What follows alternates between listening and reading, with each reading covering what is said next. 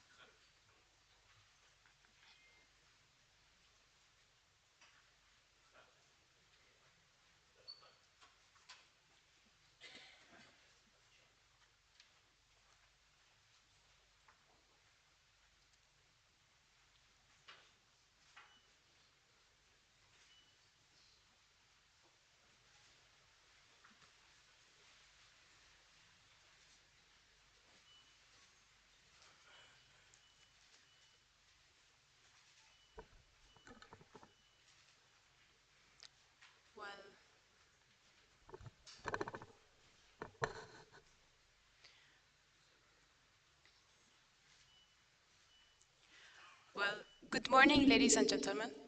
So, a very warm welcome to the second annual forum of the 6 sponsored professional chapters of the College of Banking and Financial Studies. Well, I'm Afrah El-Ghafri from ACFE Oman chapter and your host for today. ICA Oman chapter is heading the initiative for this year as the lead chapter. Our theme is Sustainable Finance and Green Banking, Echoes of Future, Forward Vision for a Greener, More Responsible Financial Ecosystem. A Confucius once said, "The man who moves a mountain begins by carrying away a small stones." Today, we discuss those small yet powerful steps in finance. I now request everyone to please raise for the national anthem of Sultanate of Oman, followed by the ACA model songs.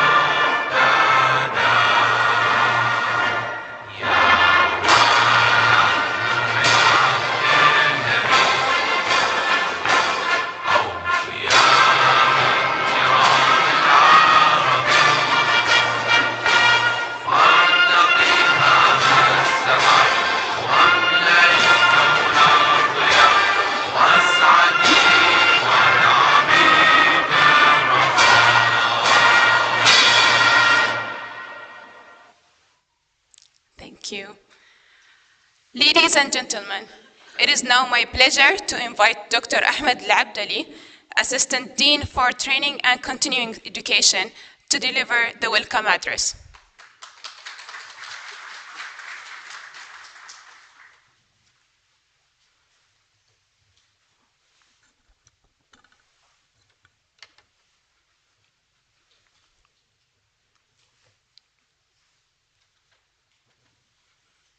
I'm waiting for my speech. Sultan.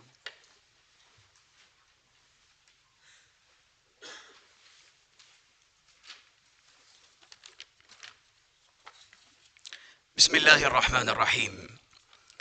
الحمد لله الذي علم بالقلم، علم الإنسان ما لم يعلم، والصلاة والسلام على الرسول الأعظم صلى الله عليه وعلى آله وصحبه وسلم.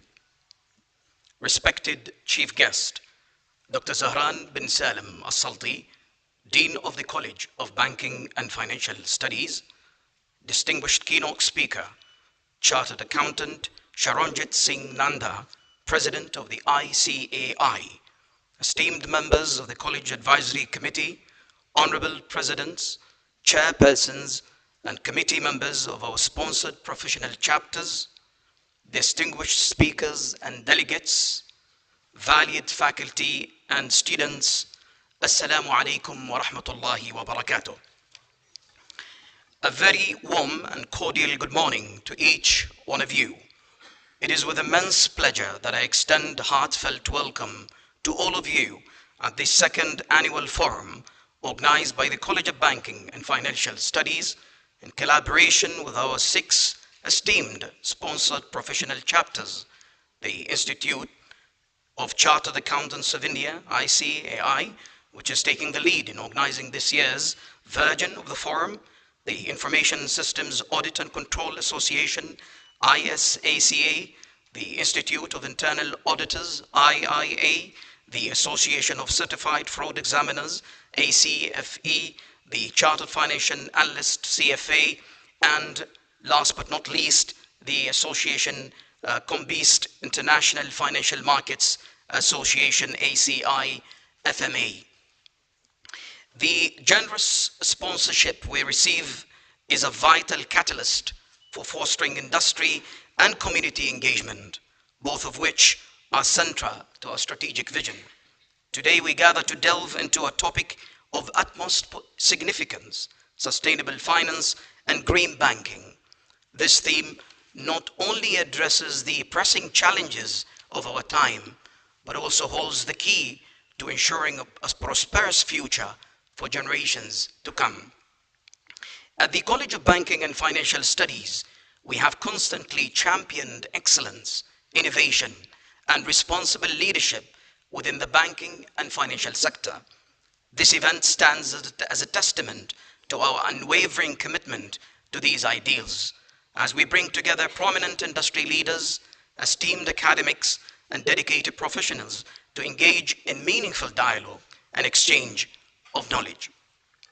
The challenges posed by the climate crisis and the imperative environmental sustainability are not mere abstract concerns. They are urgent realities that demand our collective action and innovative solutions. By focusing on sustainable finance and green banking, we aspire to inspire new paradigms where financial growth harmonizes with environmental stewardship and societal well-being. I extend my deepest appreciation to the ICAI Oman chapter for leading this year's version of the forum. Also, our gratitude goes to all the other 5 chapters who are our partners for the event, sponsors, and distinguished speakers for the invaluable contributions that make this event possible. Additionally, I wish to express my sincere appreciation to all participants who have taken the time to join us today in this vital discourse.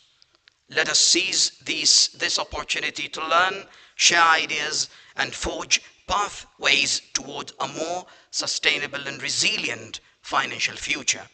Together we can catalyze meaningful change, transforming challenges into opportunities for innovation and growth.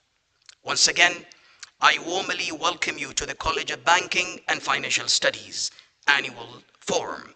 I eagerly anticipate engaging discussions and fruitful collaborations throughout the course of this event. Welcome and thank you.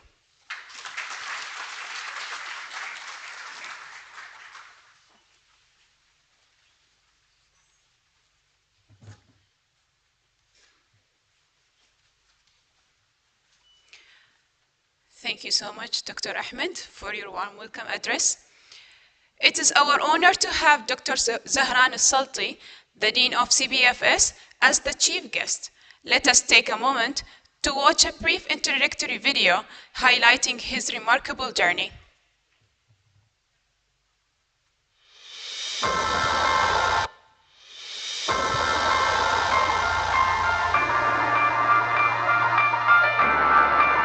Dr. Zahran Al-Salti began his distinguished career at the Ministry of Higher Education, Scientific Research and Innovation, serving in various technical and administrative roles, culminating as the Director of Postgraduate Studies at the General Directorate of Scholarships in 2004.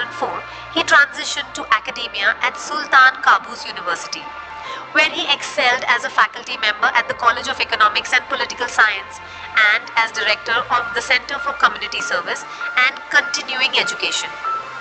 His dedication to teaching was recognized with the prestigious Best Teacher Award in the year 2016. Dr. Al-Salti holds a bachelor's degree from the United States and both master's and doctoral degrees from the United Kingdom. It is our pleasure to welcome Dr. Zahran Al-Salti to the second annual forum of sponsored professional chapters on sustainable finance and green banking, and we are honored by his esteemed presence.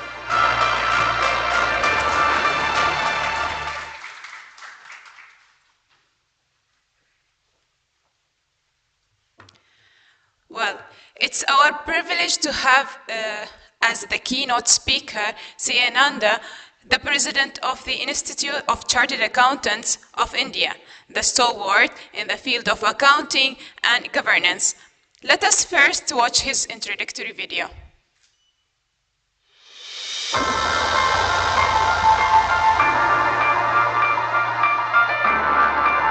C.A. Charanjot Singh Nanda is the president of the Institute of Chartered Accountants of India, bringing 33 years of professional excellence. A graduate of MLN College and a fellow member of ICAI since 1991, he has served 6 terms on ICAI Central Council and chaired the Northern India Regional Council in 2002 to 2003. Renowned for leadership, C.A. Nanda introduced forensic accounting and investigation standards. He championed efficient auditing practices.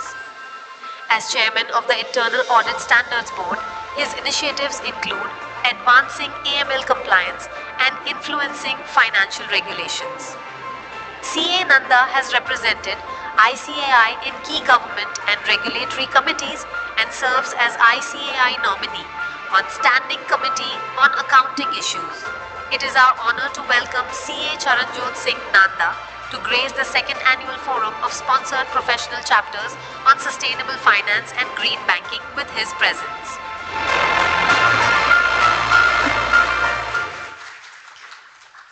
May I now invite the C.A. Nanda to kindly deliver the keynote address.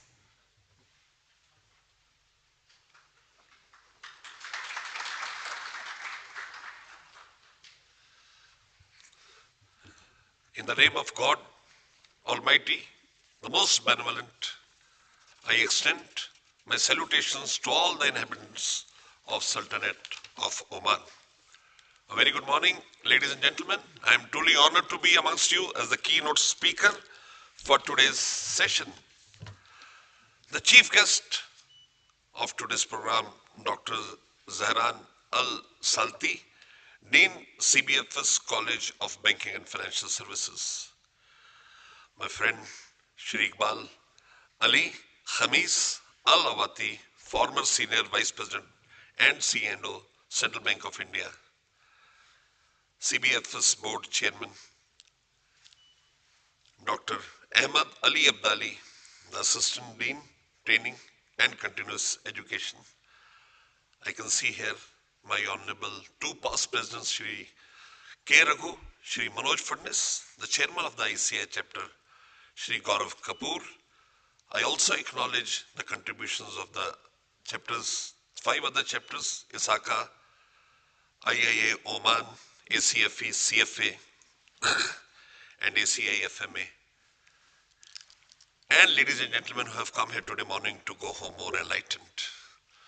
The topic of sustainability and sustainable finance is so profound that it will not take ages to evolve into it. We started first of all with environment-friendly investing. Now we have changed the entire contour. It has gone deeply into how you can use finance to change the entire ecosystem of the universe. Times were there when financial reporting was the greatest asset for accountants. Today things have changed. Non-financing reporting, particularly when it goes to listing on the major stock exchanges, has become a great impetus. The valuations which are given internationally are based largely on your non-financial reporting, on your ESG reporting, on your sustainable finance initiatives. You think about carbon credits. You think about climate changes, how green finance ultimately could create an environment whereby the world prospers in the right shape. There are so many benefits. The greatest benefit of green finance is environmental protection. Ladies and gentlemen, you are aware that the environment is now draining to its largest level of destruction. So many hazardous industries, pollution. I was just speaking to the Dean and I said in the morning today when I got up at 5:30, when opened my curtain. I was so happy to see the end of Oman. Zero pollution. I compliment the entire administration of Sultanate of Oman for having such clean and clear environment. We all have to understand that finance is important. We have to scale newer heights. But the ecosystem shall only exist. The universe shall only exist when we have greener initiatives. Now they have come with the second step to balance things. For example, if I run a polluting industry, I have to buy carbon credits to ensure that the pollution level is kept at the minimal. So environment protection is the first facet which defines why green environment is important. The second, economic growth. When it comes to economic growth, see how economy is growing. And with the advent of technology, artificial intelligence, blockchains, Internet of Things, data analytics, certain new things have added. But with that has come the greatest threat of the day, which is financial frauds, white collar frauds. Green finance has to ensure that everything is done in the ambit of clean finance, free of all such frauds. Some 20 days back, I was with the SEBI chairman. SEBI is equivalent to Securities Exchange Commission. The chairman said that, Mr. Nanda, I am the chairman of the Institute of Chartered Accountants of India, which was set up an Act of Parliament way back on 1st July 1949. Today we are the largest accounting body of the world with over 5 lakh members and 11 lakh students, the largest congregation of members who contribute not only to nation building, but to universe building. So the SEBI chairman told me, he said, Mr. Nanda, you have been working very nice on forensics, because we bought first time in the world 23 forensic standards. We populated them. In case you have a financial fraud, you can simply go through the entire process outline and you can come to the last stage where conviction can be done. So he said, I don't want postmortems. He said, we want an era where you can make early warning signs for scams that could step in. So very, very important, it is economic development. Economic development comes when there is no threat of frauds, risk management. The risk of environment is the greatest risk which we carry. And all IAI people are here, all internal audit professionals will agree that when it comes to reporting, the most important facet is risk due to environment. So green finance will ensure that there is no risk due to the environment. Long-term savings. When everything is environment friendly, the savings go for a longer term. There are no hazards. There are no such risks which come from anywhere due to the occupational hazards of pollution or bad weathers. Improved public health. Public health is something which is very important. They say a healthy mind stays in a healthy body. So the most important thing which I want to put forward to you is that environmental friendly finance, sustainable finance will ensure that the public health is taken care of at the largest parlance. Enhanced reputation. Yes, industries which have been environment friendly today are enjoying the greatest valuation on the bourses. They have the biggest asset, which is their contribution to the environment. You go ahead to addressing climate risk. You see how many at grave rate the climate risks are now endangering the species of human origin. We have to always address that, and that is only possible by green finance and then supporting sustainability initiatives or sustainable development. Ladies and gentlemen, I would just diverge from my topic for a minute. India and Oman had a long-drawn friendship. I was just speaking to Shri Lawati, and we discussed how, when we take Islamic banking, he very rightly said that we should have an Islamic ecosystem whereby you can bring the international best practices and create an era where all come inside, not only with money, but with thoughts on environment. You speak of ESG, you speak about sustainability, you speak about movements into the entire world targeting green finance or carbon credits. Everything starts from one thing, which is sustainability, which is acceptable sustainability, which is affordable. So as the President of the Institute of Chartered Accountants of India, I extend my full cooperation.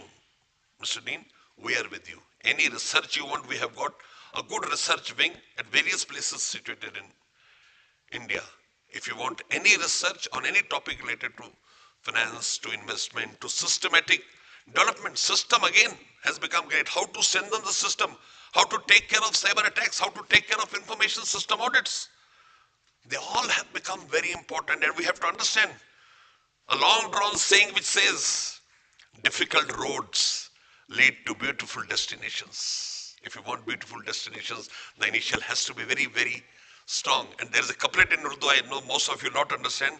The couplet says, Jawani mein basaya bacha, Jawani mein जारी किया पसीना बुढ़ापे में अशकों को रोकता है. I will give the English version which says that when you work hard when you are young, you don't need to cry when you are old. As a nation, as an economy, we have to think on similar lines. I am very much impressed by the vision that Dean carries, that he chose such a topic which is very pertinent to contemporary times. Yes, our initiatives to green finance. When I took over as the president of the institute on 12th February 2025, I announced a committee on impact financing. We are working on it. Very importantly, impact on environment, impact on green finance, impact on creating values which the further generations should relish. Not speaking much, I'm very much thankful to the Dean and the college for inviting me. I'm very much thankful to all of you for coming so early in the morning. I was very happy to know when I came, Gaurav told me he picked me up from the hotel. He said after 8:30, everything will be fine because offices start at 8 o'clock. The best thing which you can do, this is also something which is environment friendly, to live with the wishes of Allah, to get up early in the morning, to lie down early in the evening. So all these things ultimately will usher an era where we will witness an environment which is environment friendly, will usher a planet which will give us the right to live, right to have a healthy life. Thanks a lot.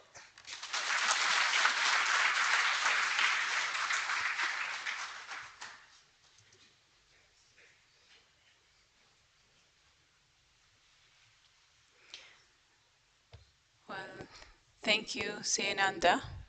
And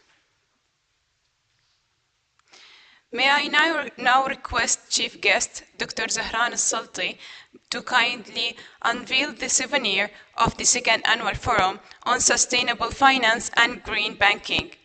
This souvenir captures the essence of our collective efforts and the shared vision toward a more sustainable finance future.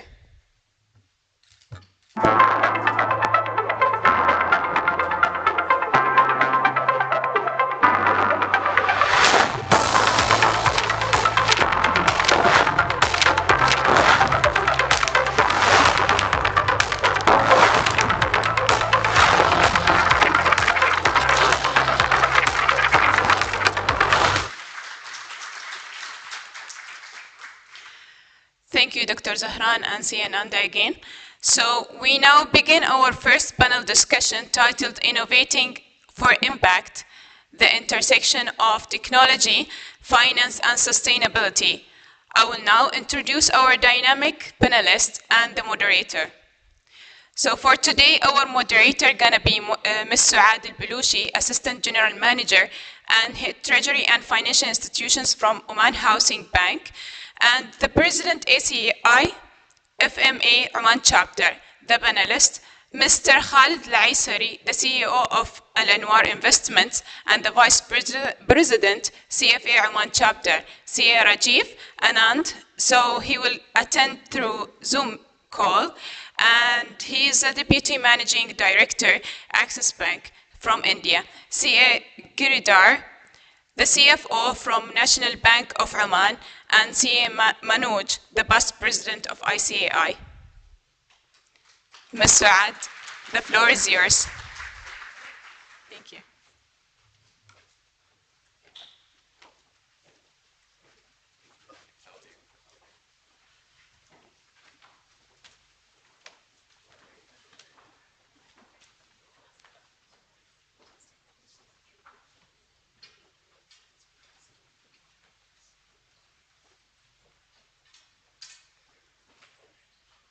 Well, before the panel discussion start, we'll introduce like a video, a short video about the speakers and the moderator. Thank you.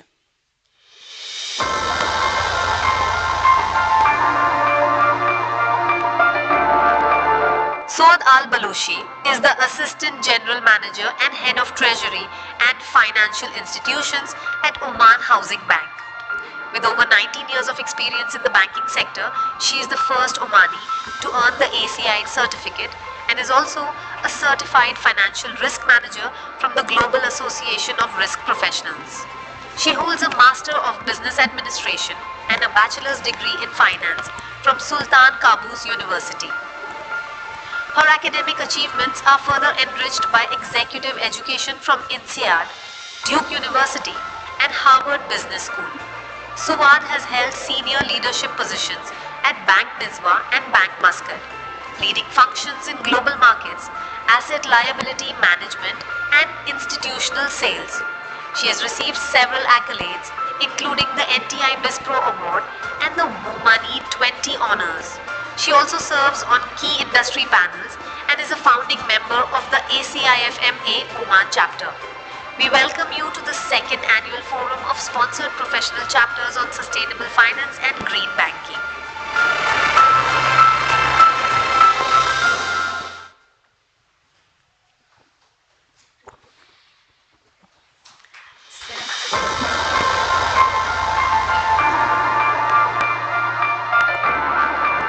Khalid Abdullah Al-Aisri is the CEO of Al Anwar Investments SAOG with over 18 years of experience in investment management and corporate advisory. Prior to this, he was acting senior manager at the Oman Investment Authority. A chartered financial analyst, Khalid holds a bachelor's in finance from Sultan Qaboos University.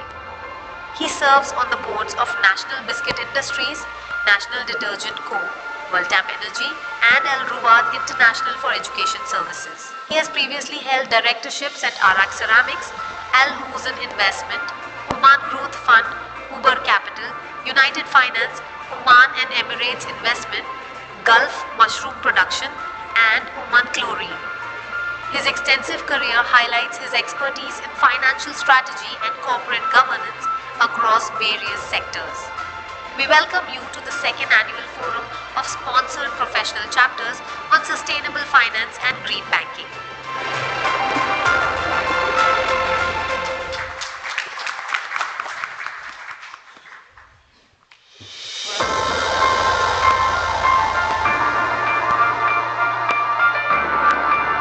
CA Rajiv Anand is the Deputy Managing Director of Axis Bank, where he leads the wholesale banking business and drives the bank's digital transformation.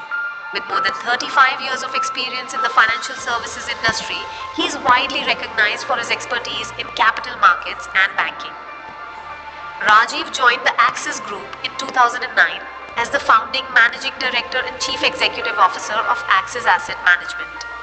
In 2013, he transitioned to head the retail banking division and was appointed to the board of Axis Bank in 2016. In addition to his corporate roles, Rajiv is actively involved in industry leadership. He serves on the National Committee on Banking at the Confederation of Indian Industry and is the Senior Vice President of the Bombay Chamber of Commerce and Industry. He holds a bachelor's degree in commerce and is a chartered accountant. We welcome you to the second annual forum of sponsored professional chapters on sustainable finance and green banking.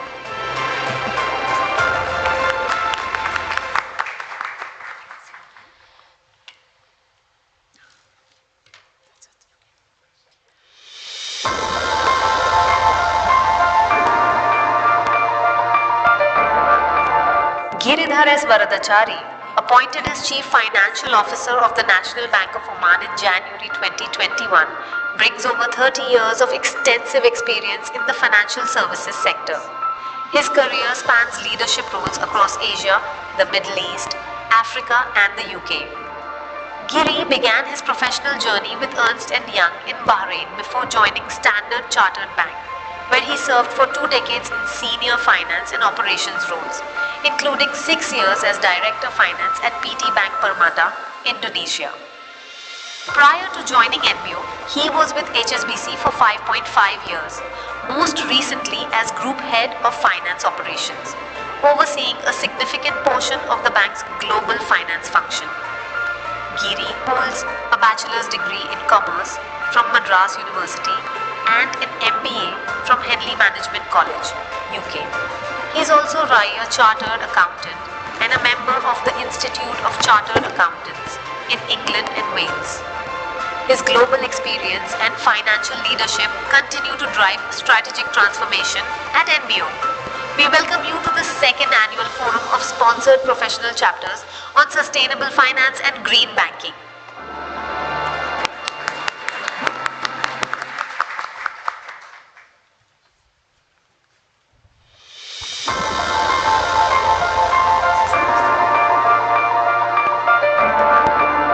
Chartered Accountant Fadnes is a distinguished professional and past president of the Institute of Chartered Accountants of India and the Confederation of Asian and Pacific Accountants.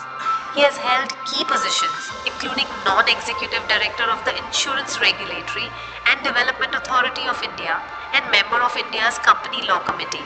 In 2025, he was appointed by the Supreme Court of India to an ad hoc committee overseeing an educational institution. He brings deep expertise in corporate law, taxation, and financial governance. He has served on the boards of Federal Bank, State Bank of Indore, and the Madhya Pradesh Stock Exchange, and was a member of the Small and Medium Practitioners Committee of the International Federation of Accountants. A seasoned speaker, he has delivered more than 1,000 technical presentations across the globe. We welcome you to the second annual forum of sponsored professional chapters on sustainable finance and green banking.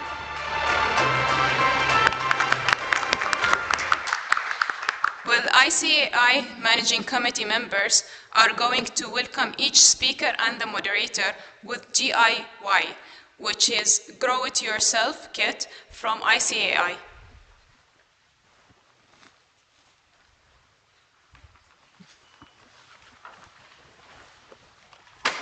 Thank you very much.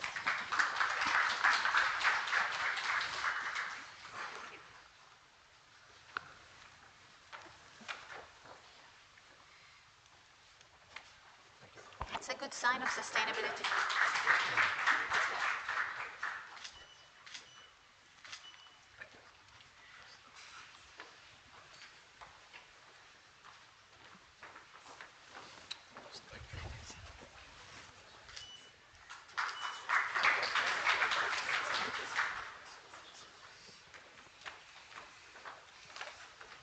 Thank you very much.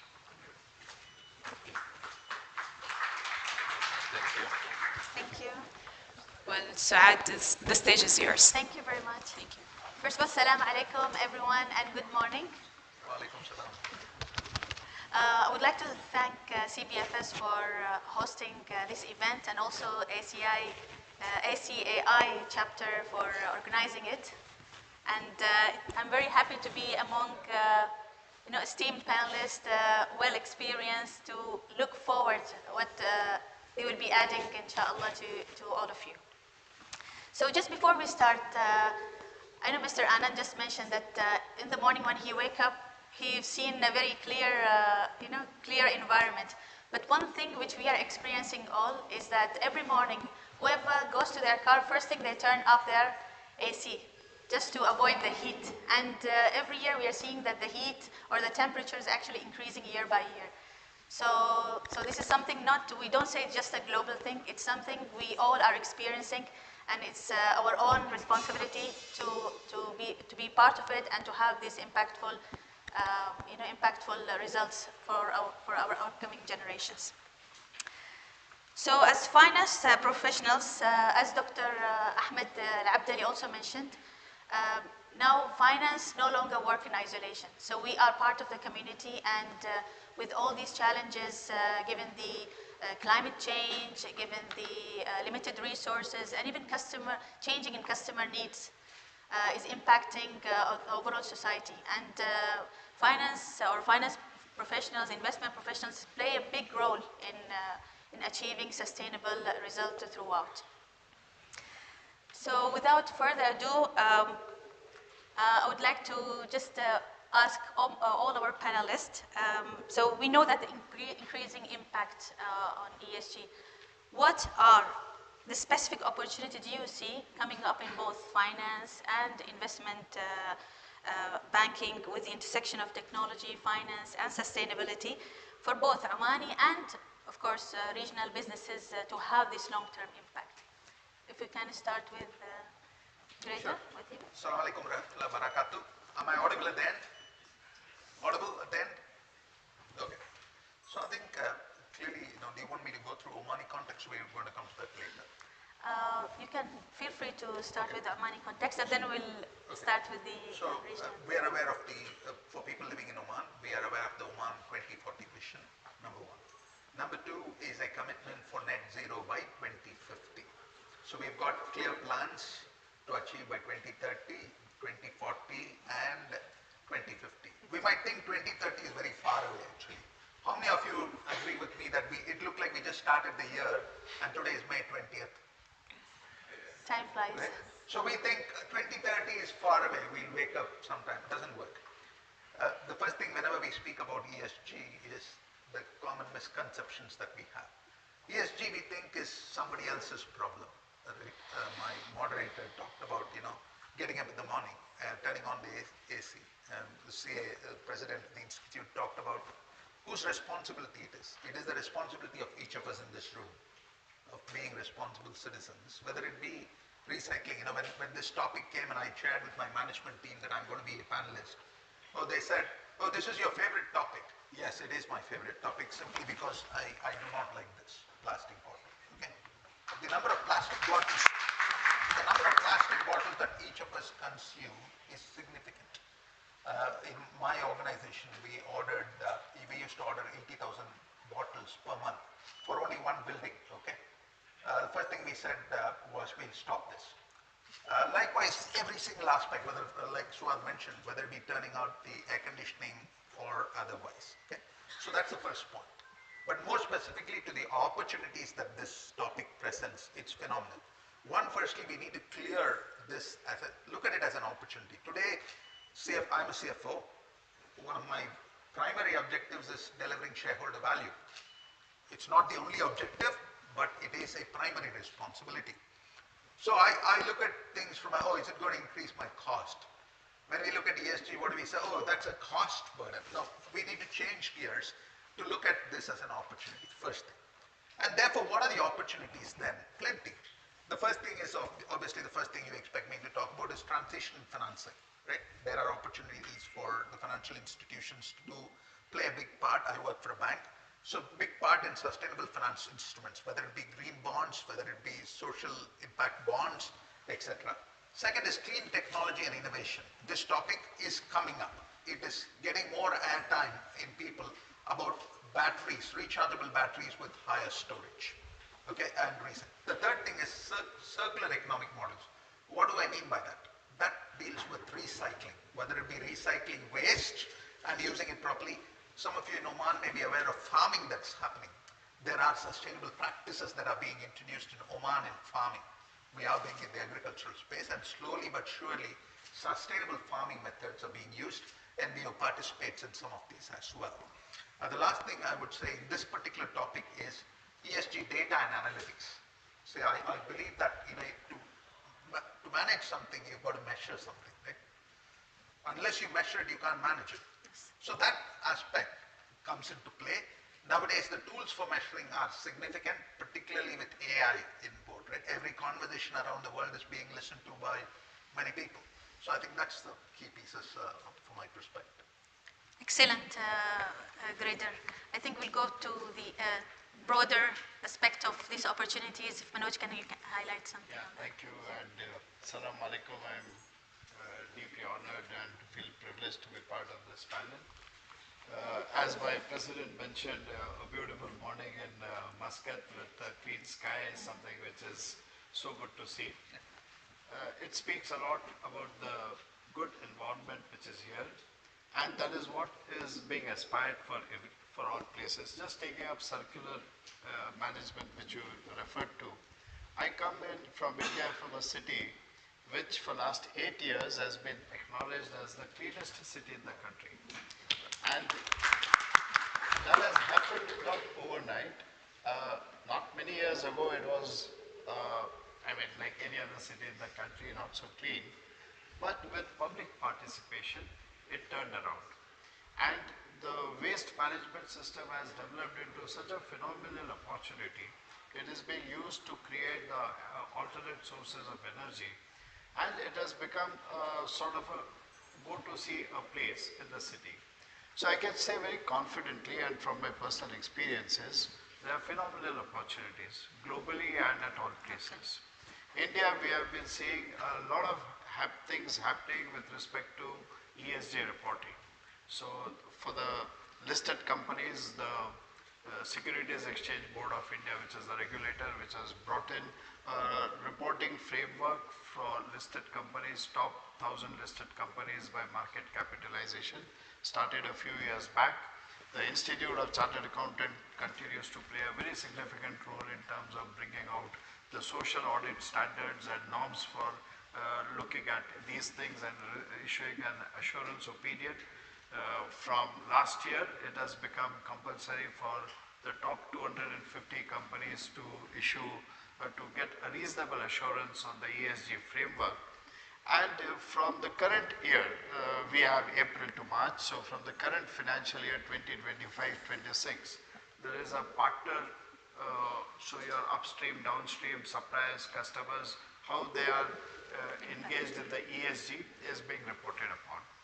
Now, as Mr. Giri mentioned, that data would be very important for this. So what is really, it starts with collection of data, the reliability of data, measuring that data, and then presenting that data in a faithful manner and to reflect the underlying situation.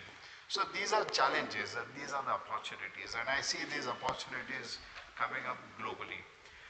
There are data tools which are being developed, different types of AI tools which are being developed, and which is leading to building up a robust framework which we can aspire for, so that ESG becomes not just a norm for reporting, but as I fully agree with my panelist when he said that it is a collective responsibility of everyone in this hall and everywhere in the country and globally.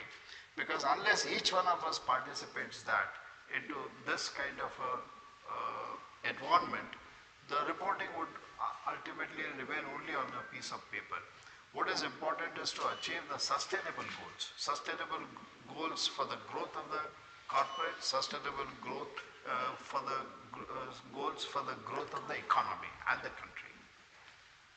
Interesting, Manoj, the points which you highlighted. I think we'll come back on a few points on the Indian example. Khalid, would you like to add anything? Yes, absolutely, and thank you, Suad, for inviting me, and thank you for CABF to invite me here for this very important conference. I'll speak about the opportunities in Oman specifically, as this is where I have the most information at this point in time. I think there's a huge opportunity, and this is opportunity that we're not seeing 5 years down the road. We're seeing it right now when it comes to sustainability specifically. If I look at just renewable energy, Oman has already installed over 1.3 gigawatts of solar energy. In 2025 and 2026, we will introduce another 1.8 gigawatt of both solar and wind energy. And by 2030, you will have over 3 gigawatts worth of installed capacity. And that is, we're talking about billions of riyals worth of investment. And this is just in one particular area. If I look at the polysilicon factory that's coming up in Sohar, with an investment of over $1 billion just for that factory, and there's a plan to establish a solar farm just to feed electricity into that polysilicon factory. There is many other projects which are currently in various development stages. So we're talking about very large amounts of investment that is coming into Oman, and that brings up a lot of opportunity for us as investors here in Oman, whether to go in and partner in those projects or to be a supporter in various aspects associated with that. And this is just in power. And now if we start to look at other sectors as well, water will come down the road. We're looking at, for example, battery technology. I was in Taiwan about 2 weeks ago, and we looked at battery management solutions because we see that as a huge opportunity here in Oman. As renewable energy comes in, there will be a need to install large capacity batteries in various parts of the country. So as an investor, we're trying to be proactive. We want to be able to bring those solutions to Oman while we know that this is something that they're going to be demand for in the future. If I look at electric cars are coming. 5 years ago, most people, I would say that electric cars wouldn't work here in Oman, but now I drive around the road, I see a lot of electric cars. And I started also thinking maybe I should get an electric car. And I don't think I'm the only one. And that's because of, like you rightly said, technology has come in where it becomes feasible.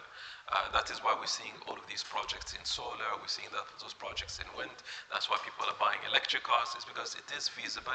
It is something that also people aspire to because it's sustainable. And there's certainly a push by the government in terms of supporting those projects from a financial point of view as well.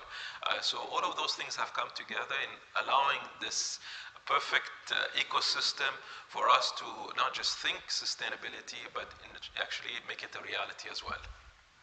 Totally agree, Khalid. I think the integration is very important in terms of working together with the technology and finance along with the ESG. I think we'll not miss Rajiv. Rajiv, would you like to add anything?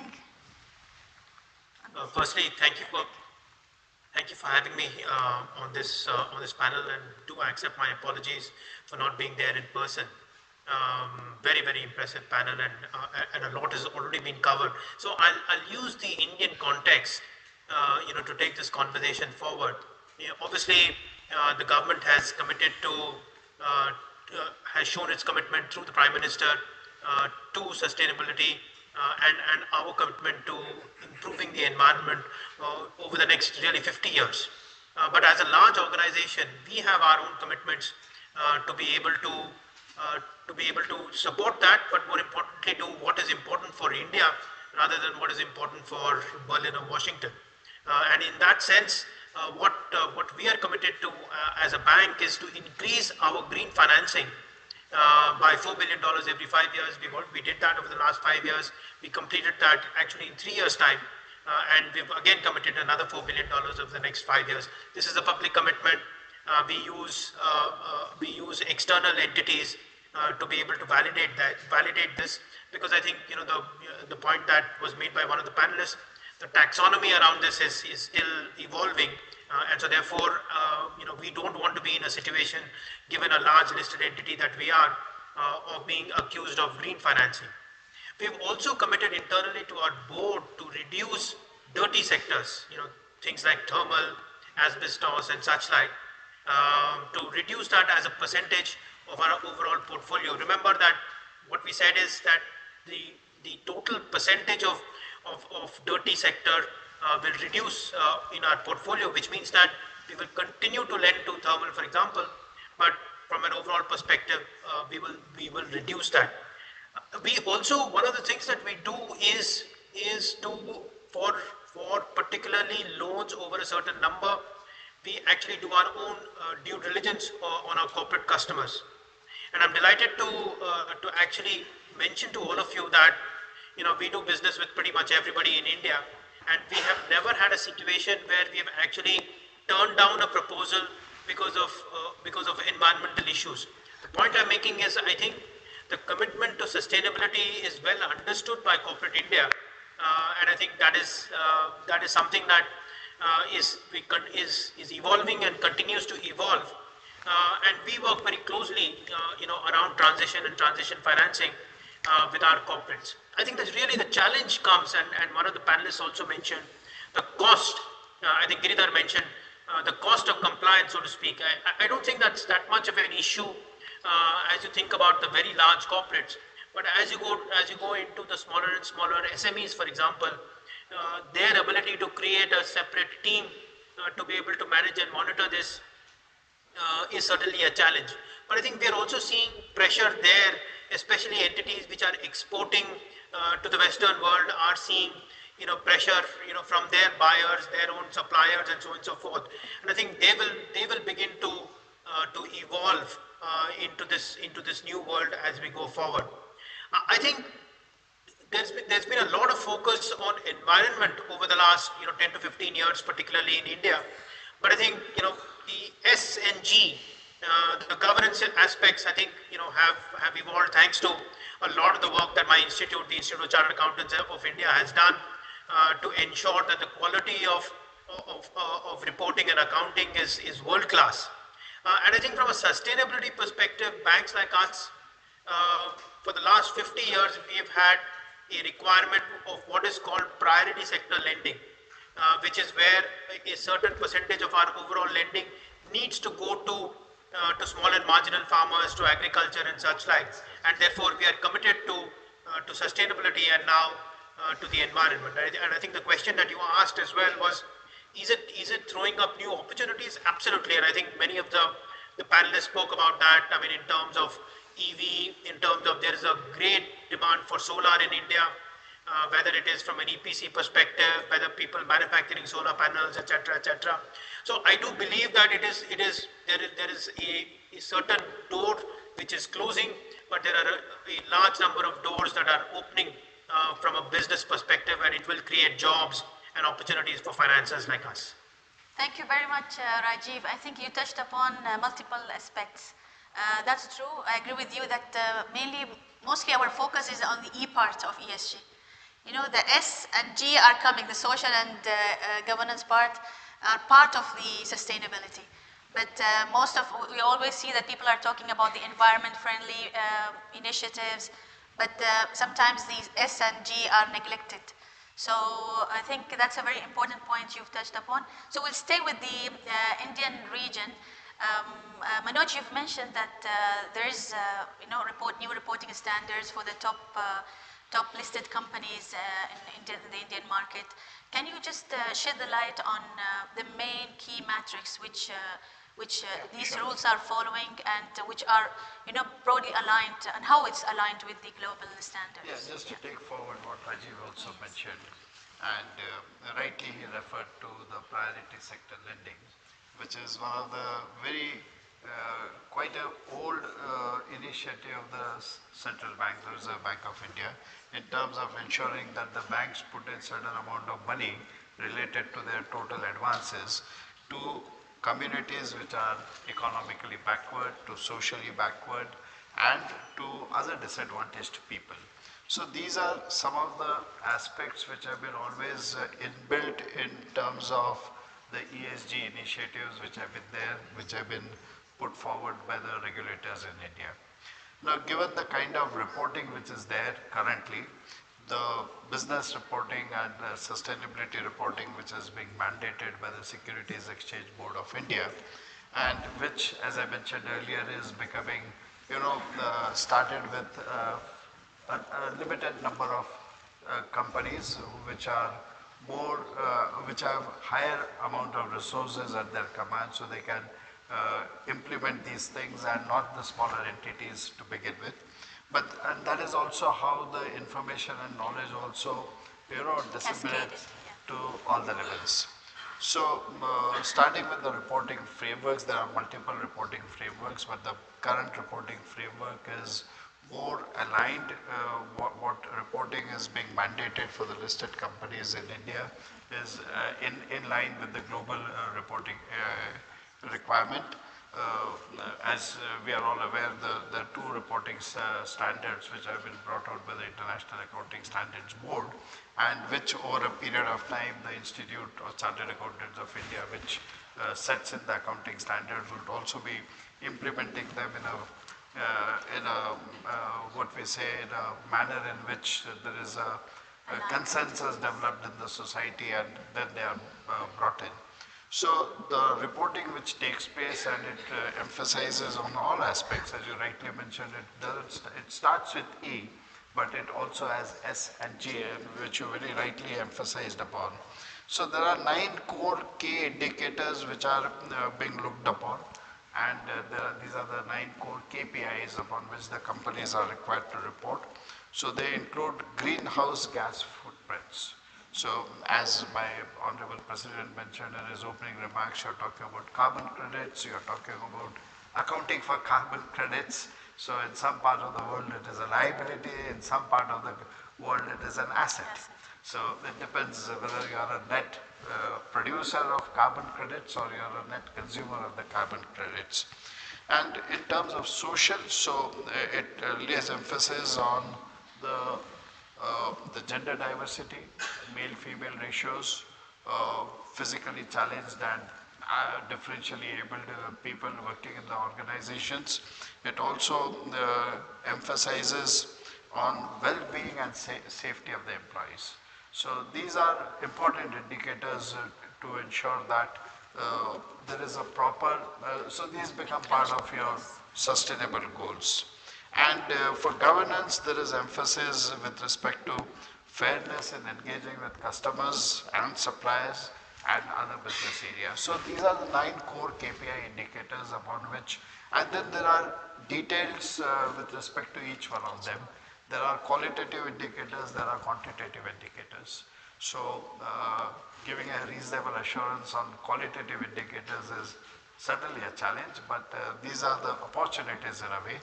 But that is how the reporting mechanism is evolving in India. And as I said earlier, it is in line with the global reporting indicators, and that's how it's moving on.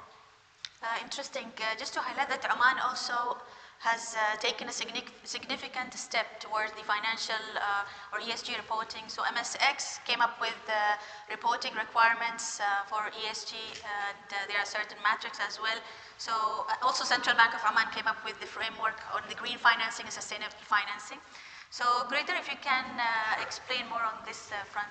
Absolutely, I will. Firstly, completely agree with both the panelists, or all the 3 panelists, in terms of the increasing awareness of this topic, whether it be battery operated cars, whether it be the S and G. So typically, as Rajin called out, we focus on the E part. S and Gs needs to come up the radar, right?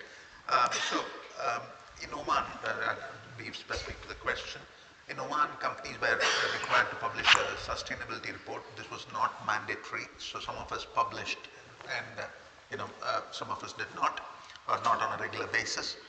From this year, 2025 onwards, MSX has asked listed companies to publish a set of 30 matrices, covering ESG, and not too different from what Manoj talked about in terms of the quantitative and qualitative aspects.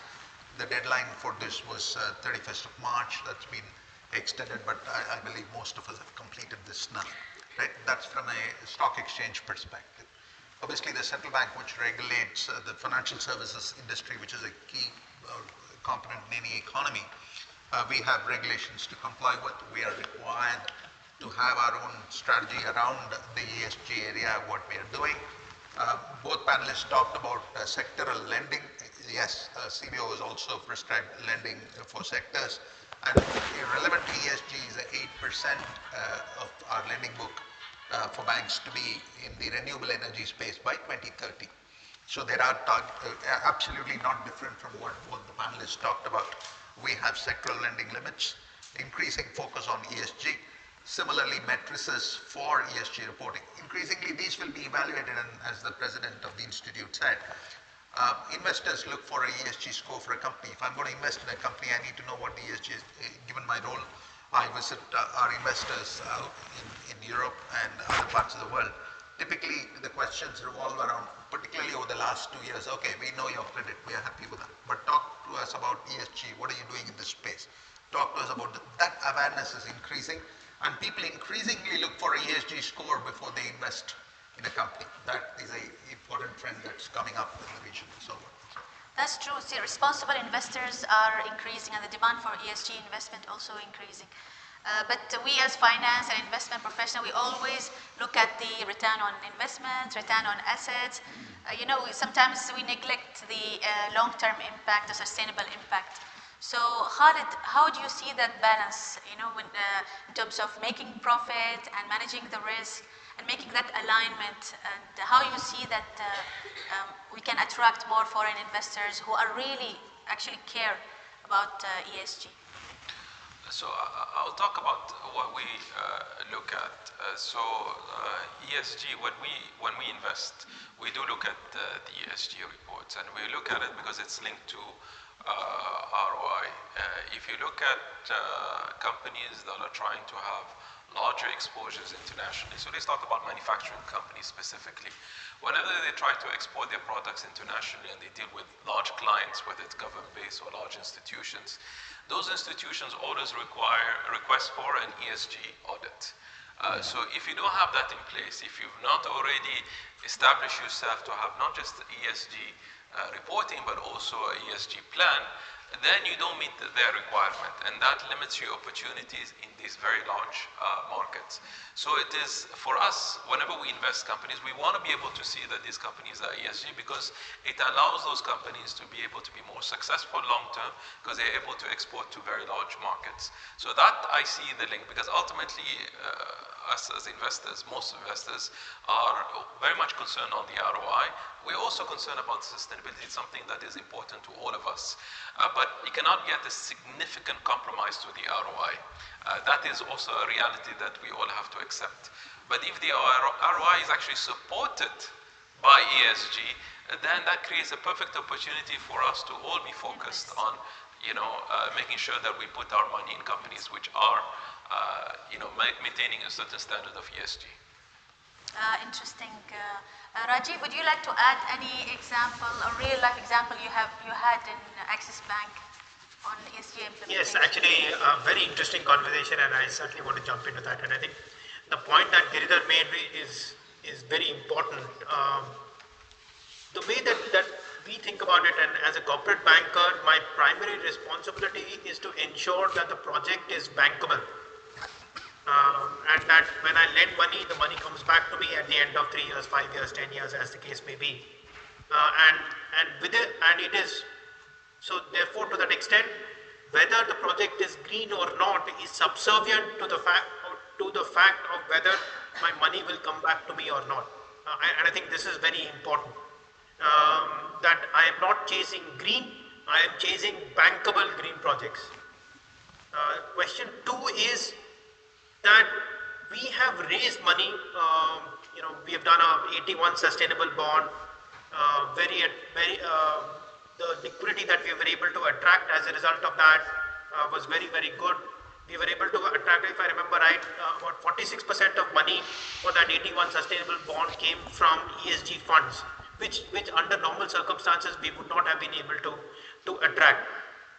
But what is important is that we did not get any discount.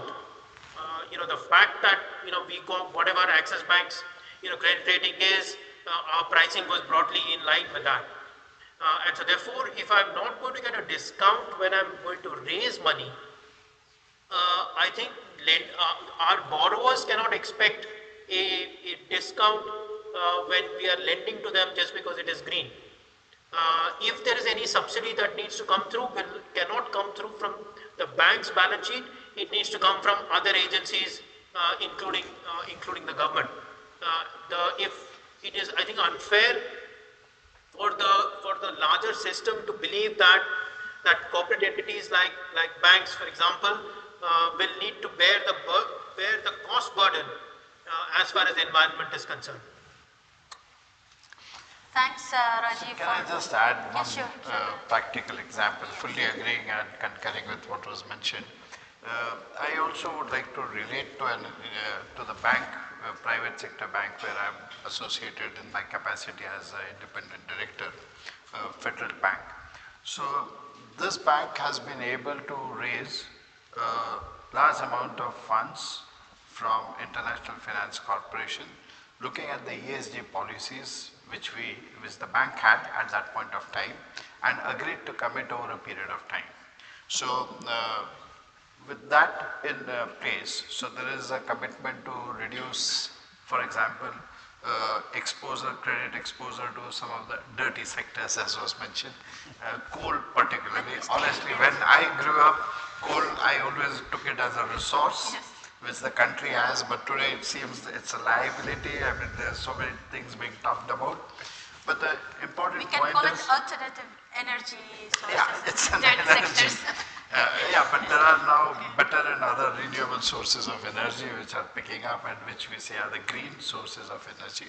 But the point that I was making is when you have a good ESG policies and you are honestly implementing those policies, you are able to raise funds at a very competitive prices globally. So this is one important aspect which I believe the corporates need to bear in mind. Rightly, the banks would always look at their ROAs and ROEs and the others to give a fair return to the investors, but the ESG policies will, I believe, will play a very important role in times to come. Agree. Actually, globally, everyone is looking at incentives in terms of ESG financing and sustainable financing. So just before we wrap up, I would like to ask just final questions. What will be the main or one or two actionable priorities which you feel that banks or financial institutions in Oman or in the region should focus on in the medium or the short and medium term to have this long-term impactful results? If we can start with you, Greg. Yeah, sure. Thank you.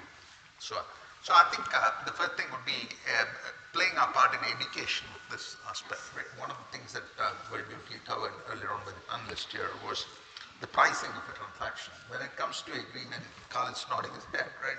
When you say that there's a green loan, for example, what is a green loan? It's not a green colored loan, just for, it's green as, renewable energy project. The pricing on that tends to be more attractive. Why are we not able to issue green bonds yet? For example, ESG bonds yet. We don't have as many green assets, which I would change over the next 12, 24 months, I believe. So that, in my view, first is that education aspect. Having these conversations, I talked about farming, for example, agriculture in Oman. I am aware of a particular company which does it properly through drip-free irrigation, saving water practice, sustainable water practices. That is also important. Water is our resource, the prime resource. So the financial institutions have a role to play in having the dialogue with the customers, the regulators, and when I say regulator, I don't mean the central bank alone, I mean the stock exchange and other regulators as well, in terms of moving this agenda, this particular topic up the agenda, and congratulate CVFS for bringing this topic. It's very relevant for all of us, is how I would look at the role of IFI. Agree. Totally agree on that. So I would just like to add that what we are looking at in times to come is things like green fintech and digital platforms, so that you have reliable data, you have proper collection of data and reporting of the data. So such digital platforms will become very important. Sustainable financial instruments need to be there so that more and more entities can go forward for greener objectives, and to have a ESG data infrastructure. So these are some of the things which need to be looked at in terms of ensuring that more and more entities are motivated and are in a way are able to progress in this direction. Interesting.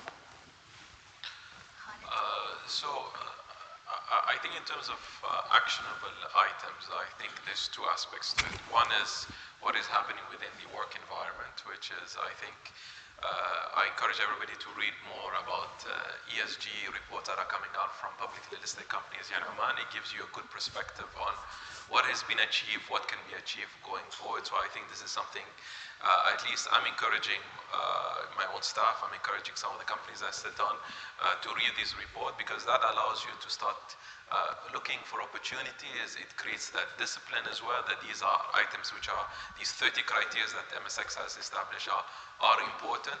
And also it changes in terms of culture and attitude as well. Because now you start to think, maybe I need to turn off the lights whenever I leave my office, I need to turn off the AC, maybe electric cars are not so bad, It allows you to start also opening your mind to these new form of way of thinking that are very, very important, because we want to be able to see a future where, not just on the environment side, but across the board, all of these practices are adhered to and encouraged. Agree. So basically ESG practices at the workplace. Yes. Rajiv, final note you'd like to add? So I think there's a lot of work that's happening around transition and transition financing. Corporates are transitioning away from thermal to renewable, etc. We're now seeing, as one of the panelists mentioned, we're seeing more EV cars on the road, etc., etc. There is a lot of money that is available as far as transition finance is concerned. We ourselves have done 81 sustainable bond. We've raised money from IFC Washington, which is green and blue financing. We have done guarantee structures from Guaranco, where we partake of some of the risk with onto our balance sheet, and some of it we move on to the Guaranco balance sheet. And so therefore there are various structures that are also now evolving for various participants to be able to participate across the capital structure based on their own risk appetite. But I think the most important thing that we need to now work on as we go forward is consistent definitions or taxonomy across the world. What does green financing mean? And once we get that right, one of the panelists also mentioned getting disclosures consistently across industries so that they are easily understood, can be easily compared, and so on and so forth. Not just first in India itself, then across Asia, and then across the world. So therefore, I can then understand what Tata Steel, whether Tata Steel, for example, in India is green and green, how green it is it as compared to a Japanese steel company or a US steel company, for example. And I think there's a lot of work that's happening in this space. Actually, Europe is a little ahead of the world, and I think we are working with some of these entities through some of the committees at the government level and at our regulator level to get consistency around definitions and taxonomy. Thanks a lot, Rajiv. So just three main takeaways which I take from our expert panelist is first, being a responsible citizen is very important, and data analytics plays a major role in the upcoming initiatives which everyone will be taking, either be financial institutions or even normal corporate, and having the practices in the workplace, the ESG practices, it's very important as well to have that alignment. And as Rajiv mentioned, there are a lot of new structure, financial re-engineering or restructuring is coming up to invest in these kind of impactful investments. So thank you very much for our esteemed panelists. I don't know whether we have time for the audience to ask any question. Yes. So the forum is yours. If you have any question.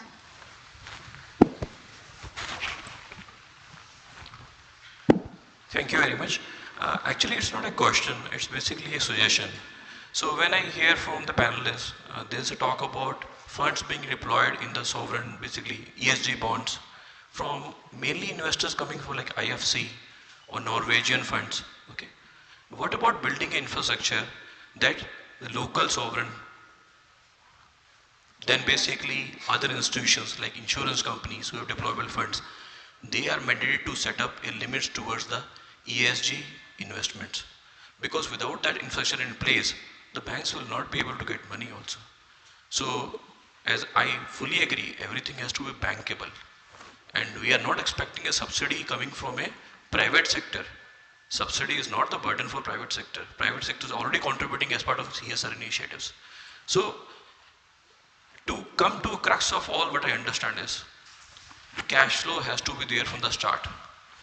There is a cash flow coming requirement from sovereigns. Okay, so why we are only targeting of sovereign funds outside the MENA region or outside the India in particular? There should be mandate set with regard to investments to be done by insurance companies, banks also, okay, and most important the pension funds. Without that, the cash flow cannot move into this sector. Second thing is on the dirty ones. Dirty ones also have a right to live. We cannot live without thermal, we cannot live without coal. So, but there's a requirement of going to a transition approach. So for example, as colleagues were mentioning about Tata Steel and the others, they are the biggest consumers of coal. Thermal power plants, they emit a lot of sulfur. So there is a transition requirement. So why we should not be setting up the parameters with regard to transition financing? So basically that is not a dirty book. So ultimately, it's how I look, asset side or liability side. So if I consider my liability and can turn into asset, that's a good opportunity. Because ultimately greenhouse emissions will be reducing. We cannot live without thermal power plants. Thermal plants will be there. That's it. Interesting So comment. that's an interesting Yes. observation. And just to respond to your first part, and this is again just to share, many of the audience would be well aware of it. In India, we have the Companies Act, which came in 2013, which mandates every company to set aside 2% of their profits for uh, matters like social responsibility.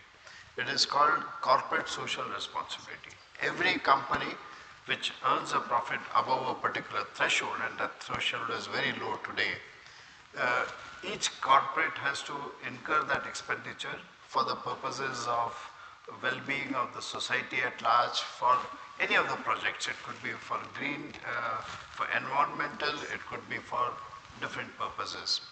One of the companies I was associated with spent a very small sum of money because they had very low amount of profits, and that year they spent hardly, in terms of Indian rupees, just 1 million rupees. I mean, companies like Rajiv Anand's and so on will be spending tons and tons of money very wisely. But this company, a small company, spent 1 million rupees, and it was on skill enhancements. I was chairing that corporate social responsibility committee. It was very heartening to see that a batch of 100 students who had passed their graduation were taught certain skills within a period of 45 days, which could make them employable. So today what we see is that education by itself does not mean that you are employable. So there is a gap Skill which needs to be development. bridged. And with a very small sum of money that could be done. So coming to your point, well taken, I think it's a collective responsibility. And it would not be right just to put the burden on the government or the sovereign funds. It has to be a shared responsibility. Responsibility. I totally agree, Manoj. Yes, please.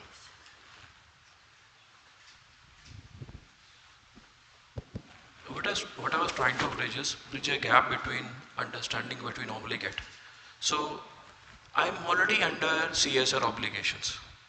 So people should not think that I will be giving a subsidy with regard to that. Because I already have a budget commitment in Indian concept 2%, I fully agree, I'm an Indian chartered accountant. So, but then if I am giving a subsidy for that financing, government will not allow that to be considered my CSR budget, right? So both are different topics. I'm already under an obligation to meet CSR.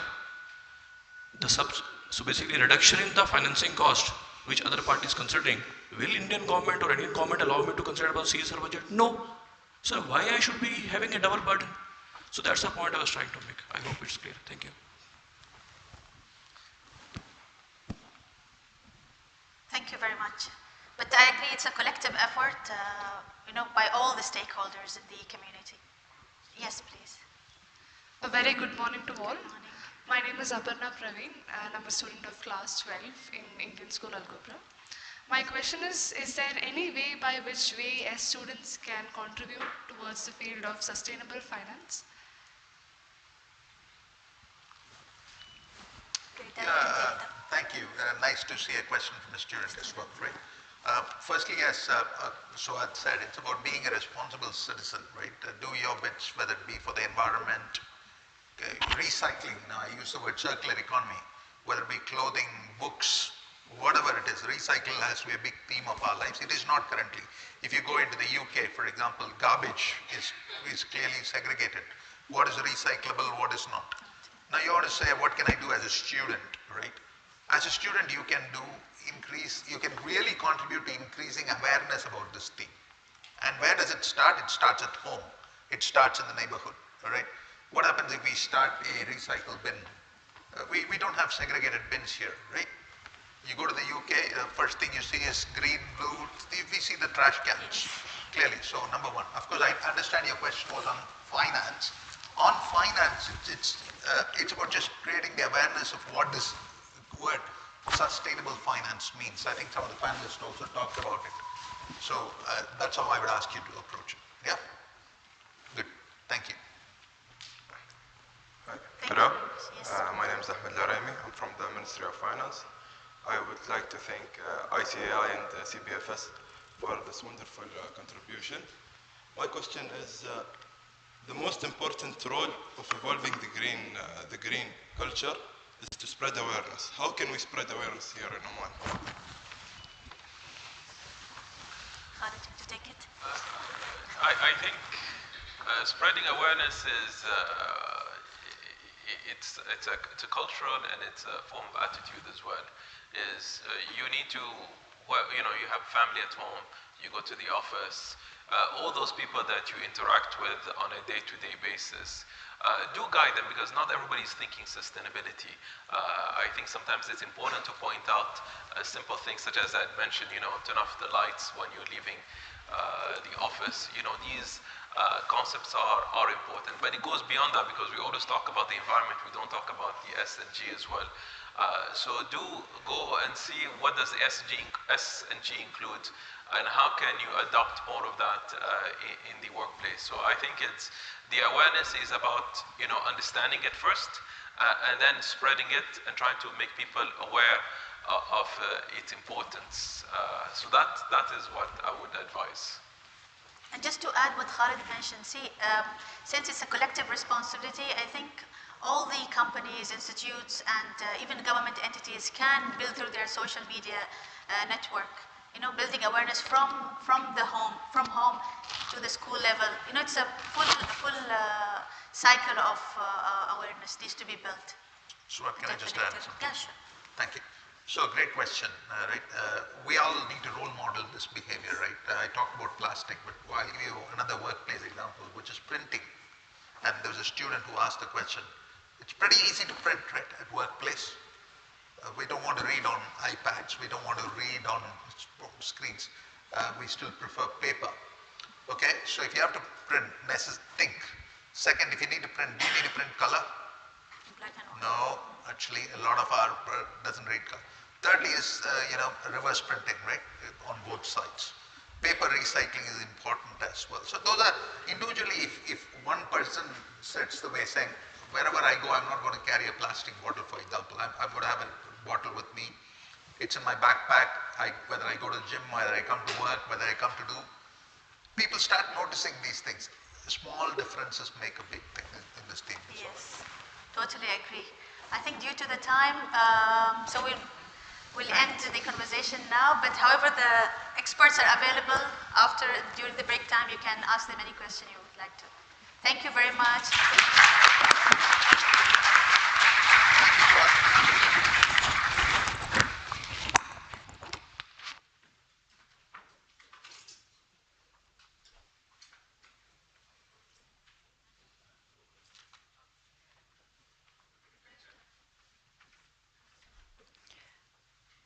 Well, thank you to all the esteemed panelists for this insightful discussion.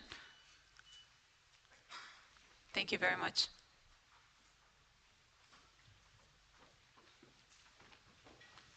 Thank you, Saad.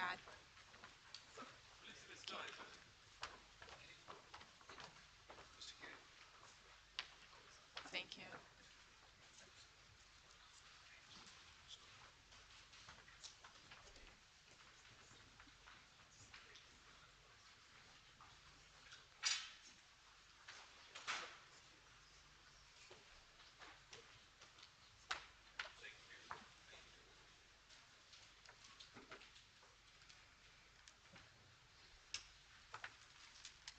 Make sure are closed.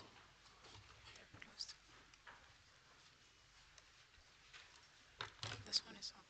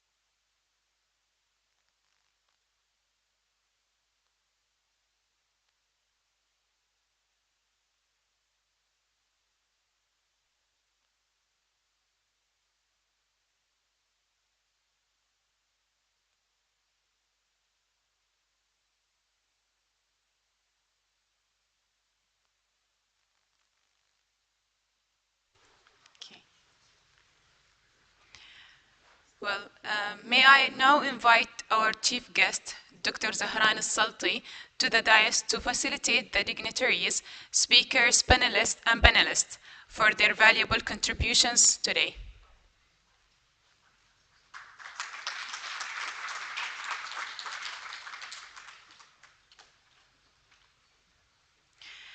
May I now request Dr. Zahran to kindly facilitate CA Ananda, the President of ICAI, in recognition of his esteemed presence and contribution for today's event.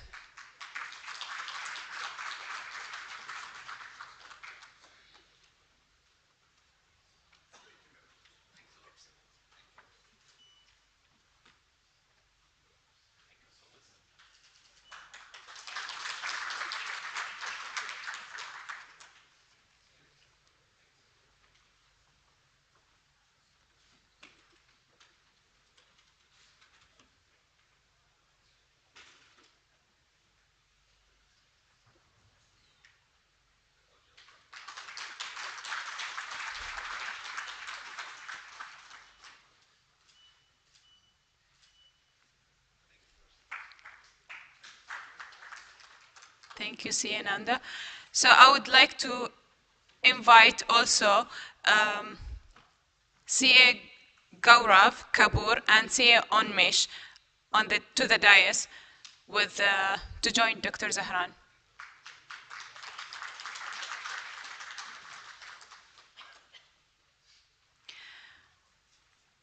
May I now request Dr. Zahran to kindly facilitate the mementos to the following speakers as a token of our appreciation. We'll begin with Ms. Suad Al-Belushi.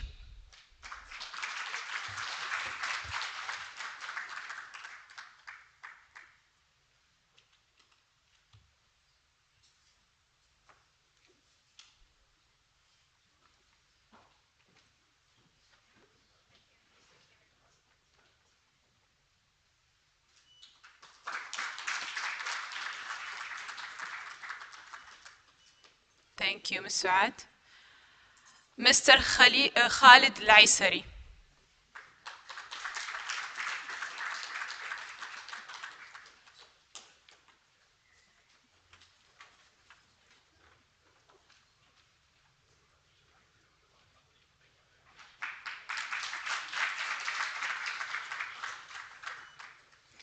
Sia Giridhar.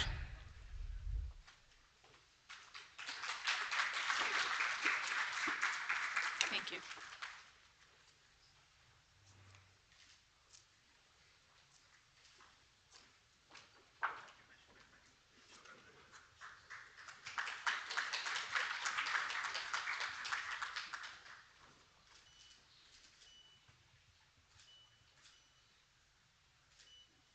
Sia Manoj.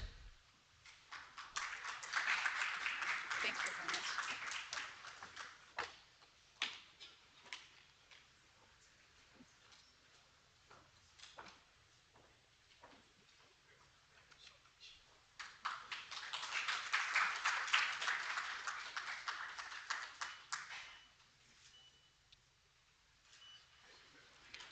Miss Iman Al-Amri.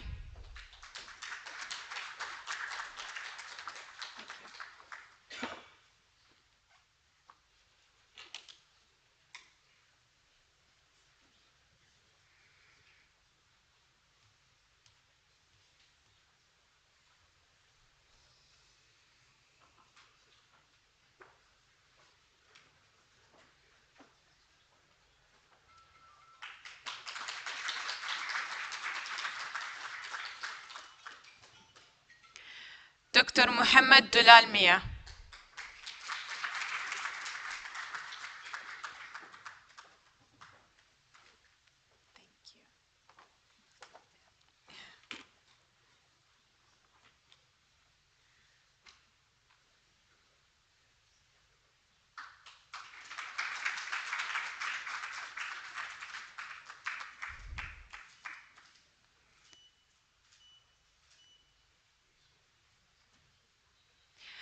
Dr. Fatin Al-Zajjali.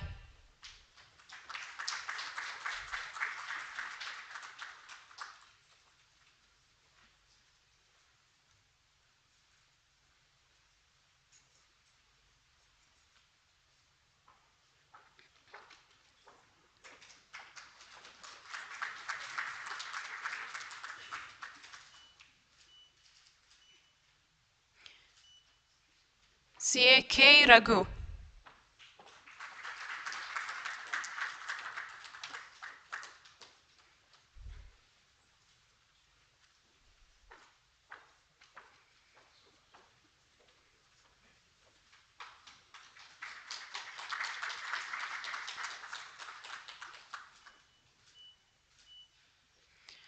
Miss Rania Zijjali. Actually, Miss Rania is not here, unfortunately. And Miss Yasmin Malhotra.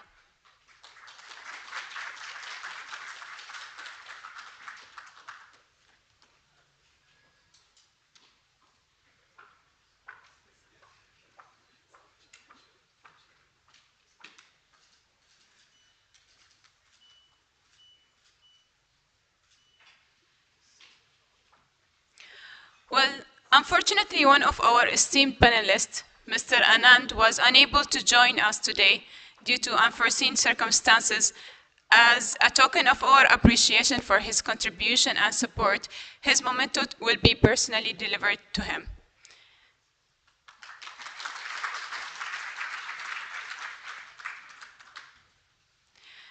May I invite CA Gaurav Kapoor, the chairman of ICAI Oman chapter, and CA Onmish, vice chairman of ICAI Oman chapter, to kindly present a memento to Dr. Zahran, the dean of CBFS, as a token of our appreciation and gratitude.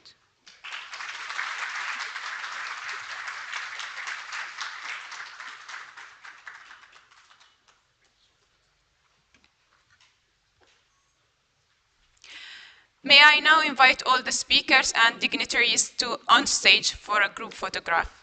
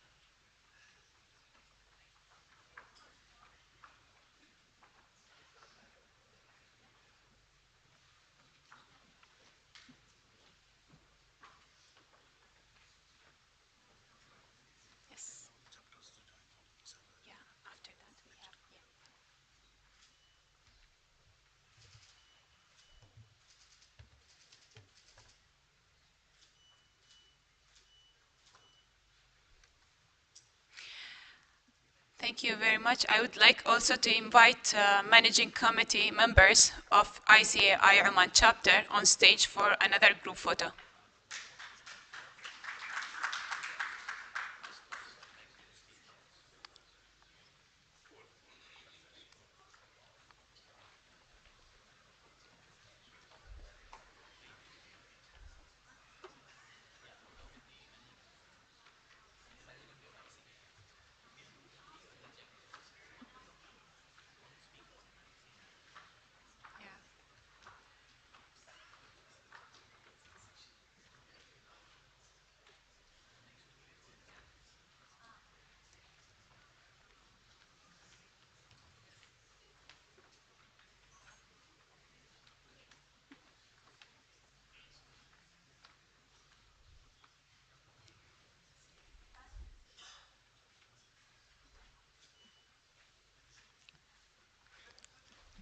Another photo. Yeah.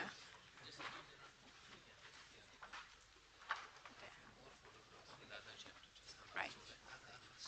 لا هذه بعد واحدة. I'll invite the other. No. لا لا. Other chapters.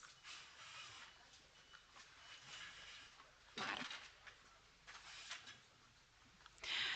And also I would like to invite the managing committee members of all other sponsored chapters, ICA, CA, III, ACFE, CFA, and AC Oman on stage for another group photo.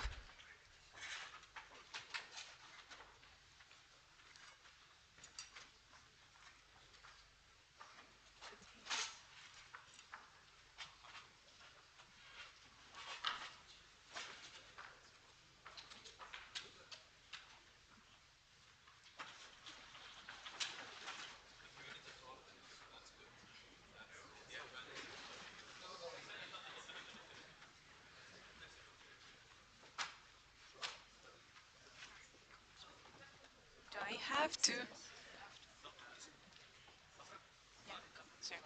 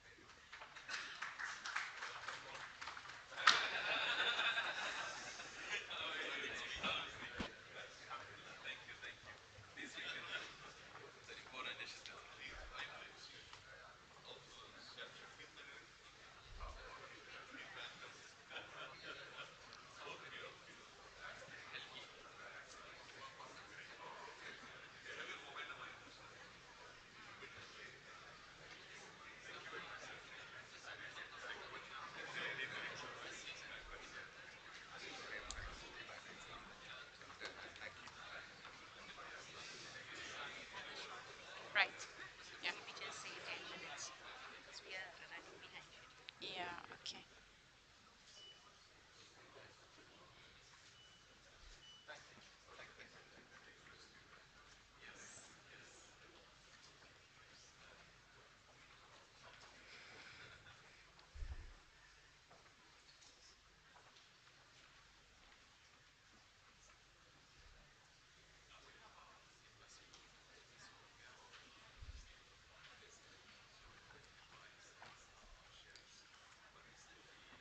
Thank you very much. Ladies and gentlemen, we'll now take a short break for like 10 minutes, and you may carry your tea and coffee inside.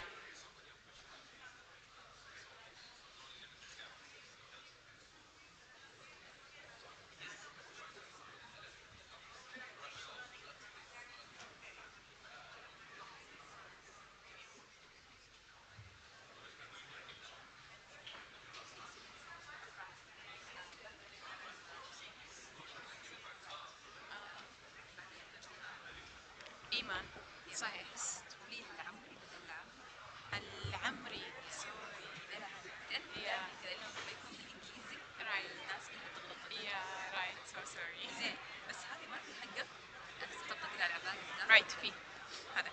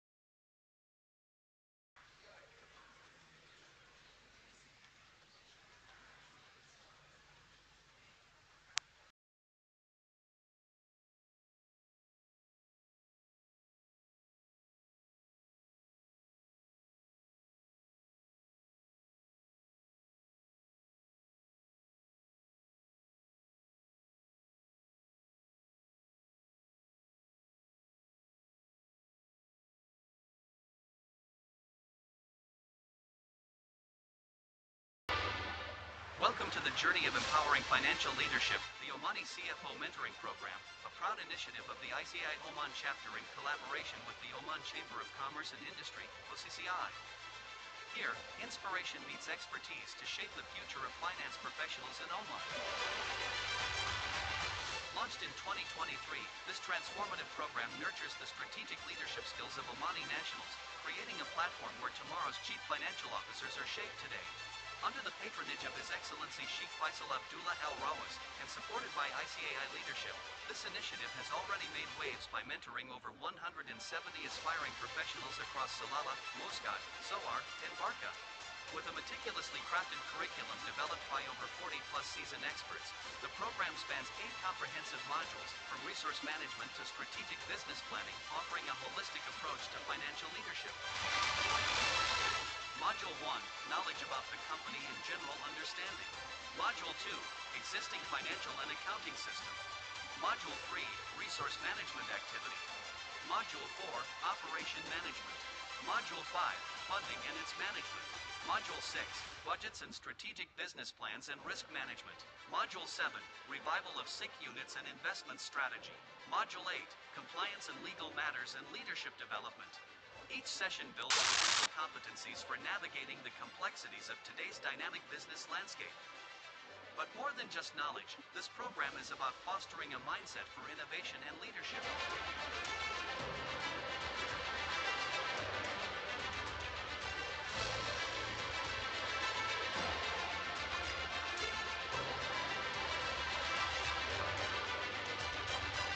At the heart of this success are our dedicated mentors. With decades of expertise, they are the guiding force behind each participant's growth, sharing invaluable industry insights and experiences. Our mission is clear: to cultivate the next generation of financial leaders who will steer Oman's economy towards a prosperous future. With each batch, we witness the transformative power of mentorship and collaboration. As we celebrate the successes of the Salalah, Muscat, Sohar, and Barka batches, we look forward to the future, continuing our journey of nurturing talent and driving excellence. The ICAI Oman chapter, an unwavering partner in Oman's journey towards financial empowerment. Together, we build leaders who not only see numbers but envision possibilities. The future of finance in Oman starts here.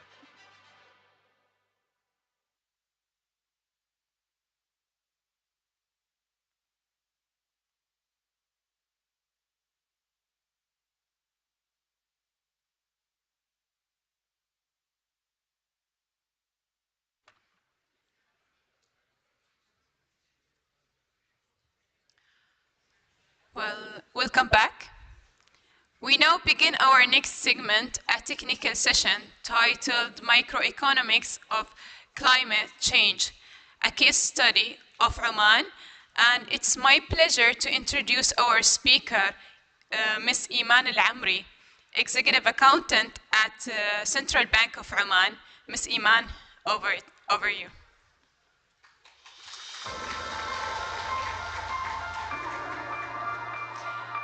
Well, Ms. Iman Al-Amri is quoted by our representative from ACFE Oman chapter and presented with GIY.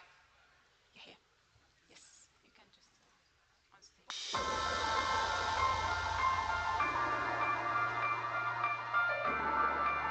Ayman Al-Amri is an executive accountant at the Central Bank of Oman with over 14 years of experience in the banking sector. Throughout her career, she has led various financial and administrative functions and has served as a subject matter expert on several key CBO projects, including drafting procedures and conducting developmental studies. She is also a contributing author to the OIC Member Countries Report. Ayman holds a master's degree in finance and investment from Durham University, UK, and a bachelor's degree in accounting from Sultan Qaboos University. She has earned certifications in financial technology from the University of Hong Kong and in Islamic finance from the Chartered Institute for Securities and Investment, UK. Additionally, she has completed specialized training with the International Monetary Fund in monetary policy, financial systems, and climate change economics. Her interests lie in green finance, financial sustainability, and financial inclusion. She actively promotes financial awareness through lectures delivered to CBO stakeholders and the public. Ayman is passionate about aligning finance with climate action and advancing inclusive financial practices for broader economic well-being. We welcome you to the second annual forum of sponsored professional chapters on sustainable finance and green banking.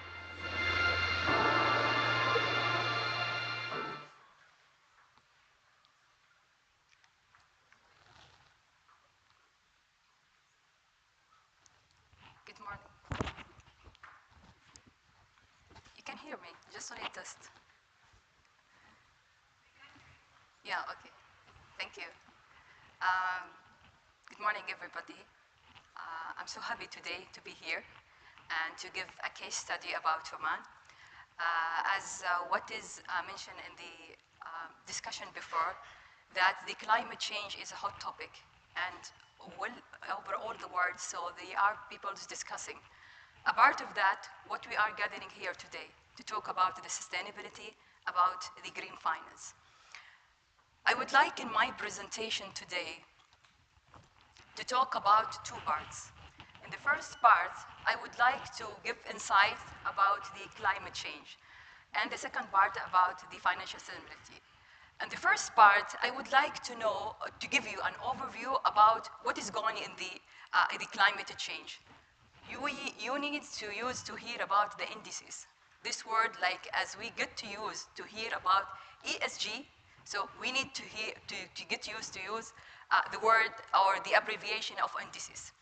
And I would like to have what is going to show you what is going in Oman related to the climate change and what is the national strategy, and to give the position of Oman comparing to its neighborhood in GCC. In the second part, I would like to talk about Oman, what is initiatives for the climate change, initiatives for the climate change, especially on the green finance, and to compare its position with the GCC countries. Let us to go to the first part for the climate change. What is important when we need to remember, because we hear about in the news a lot of issues related to the climate change, and there is articles, there is agreements. What is the most important one we need to realize and to remember is the Paris Agreement. What is the basic of the Paris Agreement? If we hear about Paris Agreement, we see that there is a lot of articles. Do we need to know about all of this? No. What is here we need to know is that there is two key features of the Paris Agreement. The first one is, like, they are targeting that the increase in the temperature, it should be below 2, ideally by 1.5. The second part is the adaptation. Adaptation is one of that, the part of adaptation is what we are now here discussing. So what we can do, so what we can to work on, to reduce the vulnerability of the climate change. So we can see here that the nationally determined contribution, which I will move on to discuss, and the climate finance and here to do.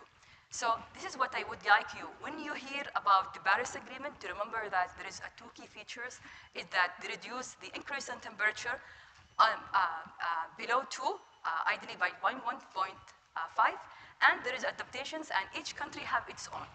Let us to see what we mean by the nationally determined contribution.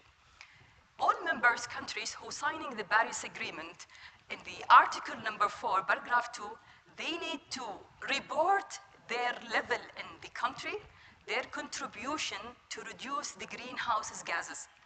So they need to mention that and what is their plan.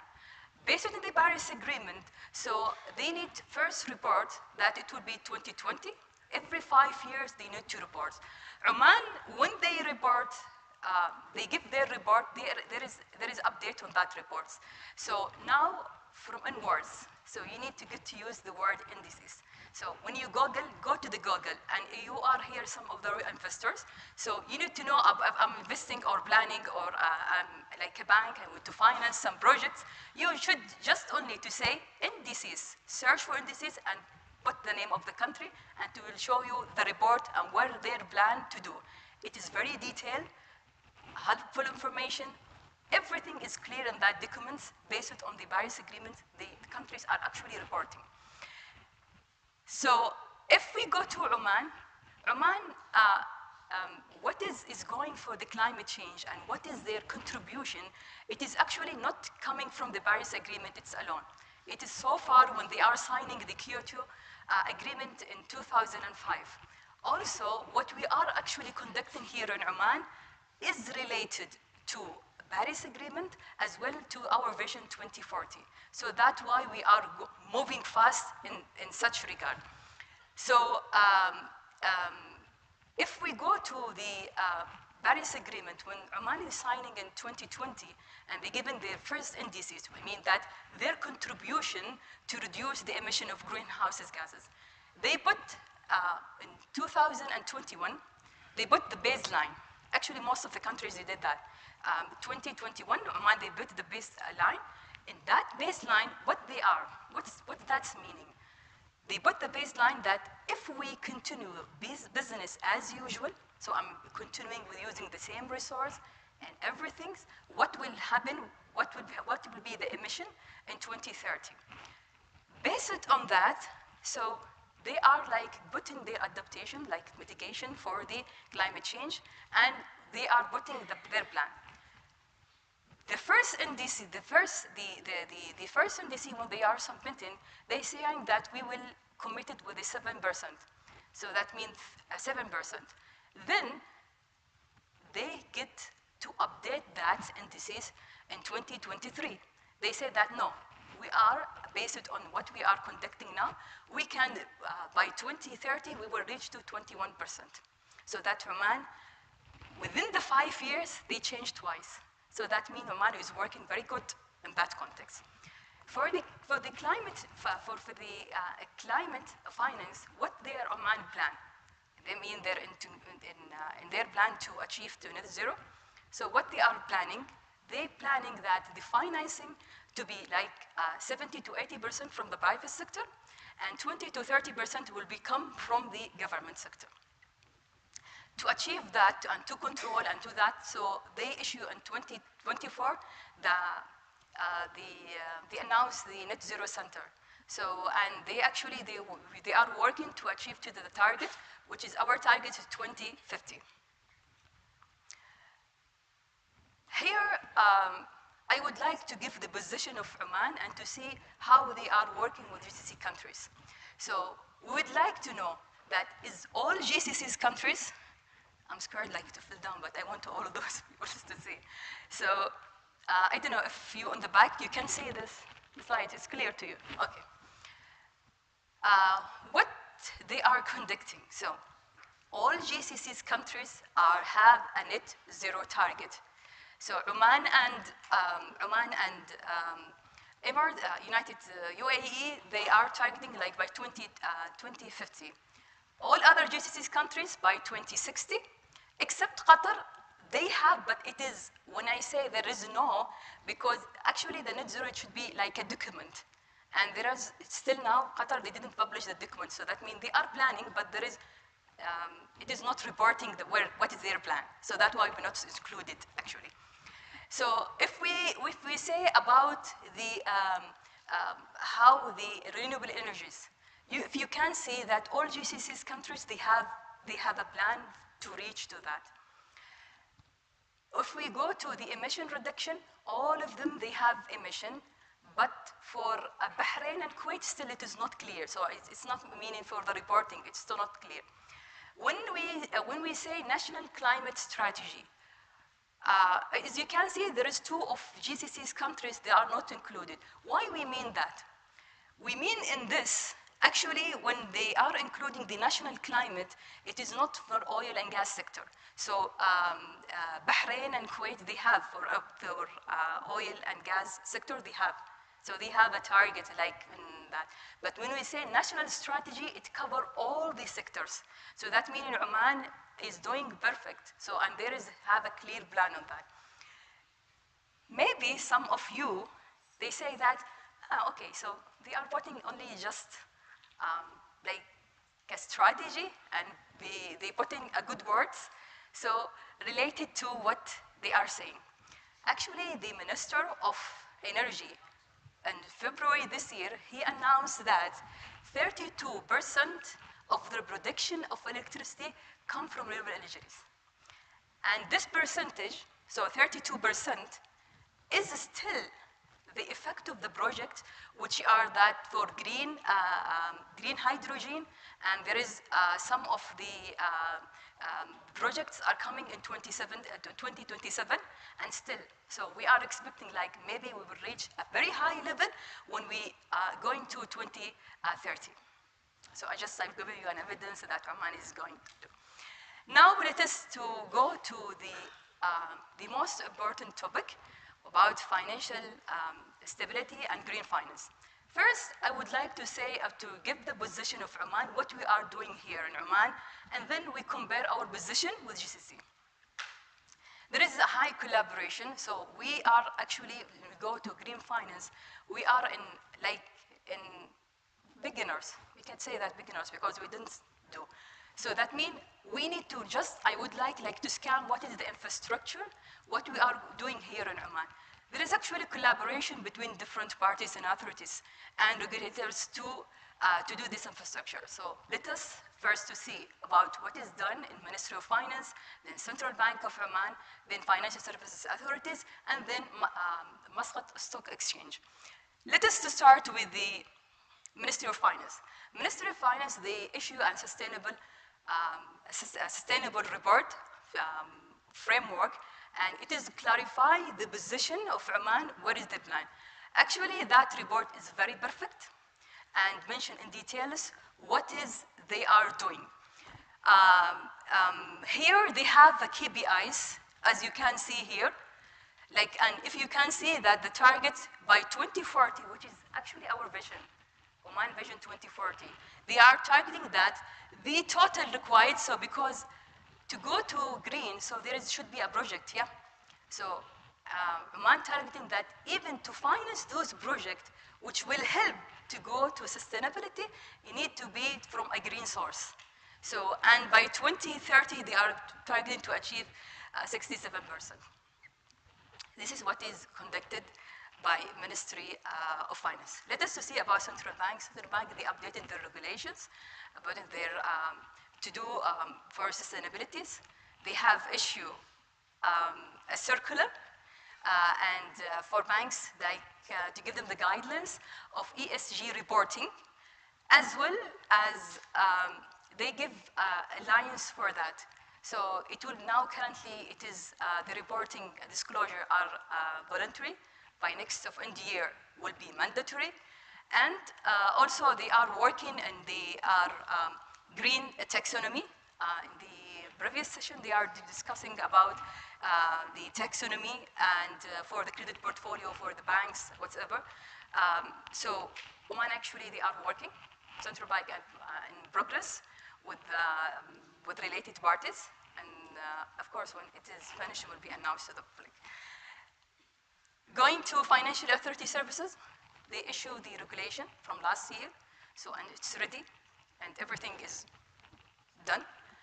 For Muscat Stock Exchange, as also in the previous session, they are discussing already the listed companies on the stock exchange. By the first quarter of this year, it is mandatory for them to report.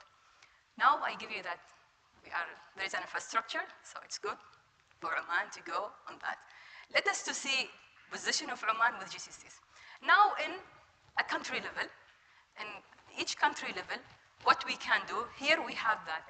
If we can say that they have sustainable framework, yes, all GCCs countries, they have a sustainable framework. If we could say that sovereign funds issuance, if you can see that Oman in progress. There is some GCC countries and Oman in progress. If we say that central bank guidelines, so all GCC countries except Saudi Arabia, actually this is the statistics depend on what is published. So what is published for them, maybe they have, but nothing written, nothing it is published on the website, their website to do. So if we have the capital market regulatory, if you can see that Oman, there are 3 countries in Oman within that. If have financial center for regulation, only 2 countries, And also they have ESG index. Oman didn't have ESG index.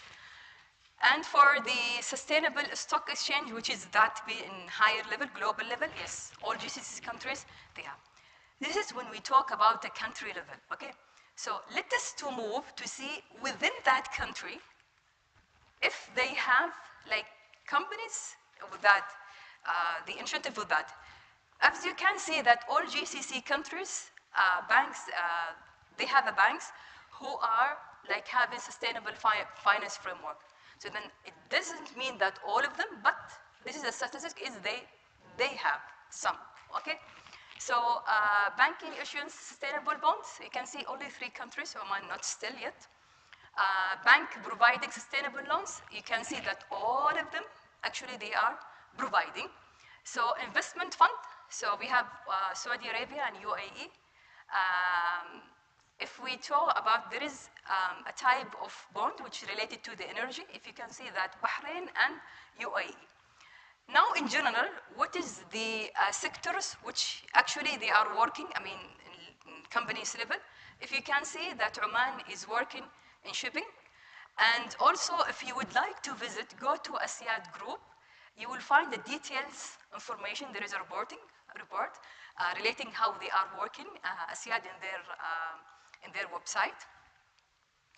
And actually, this is the end.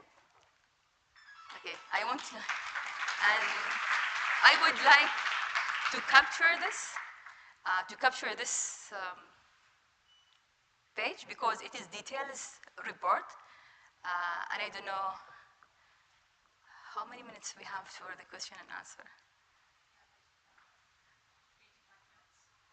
Okay. Yeah. If I need to do, why you are very quiet? So, you.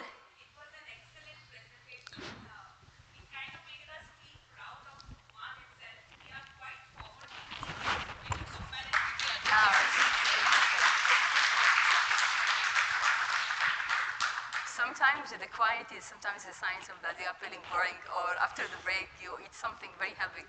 No, it was excellent presentation. And today I'm filled with pride thinking that we are in a country which is, like I mentioned, we are quite forward thinking. And like you said, we have everything in place now. It's all about just doing it. Yeah. It's good.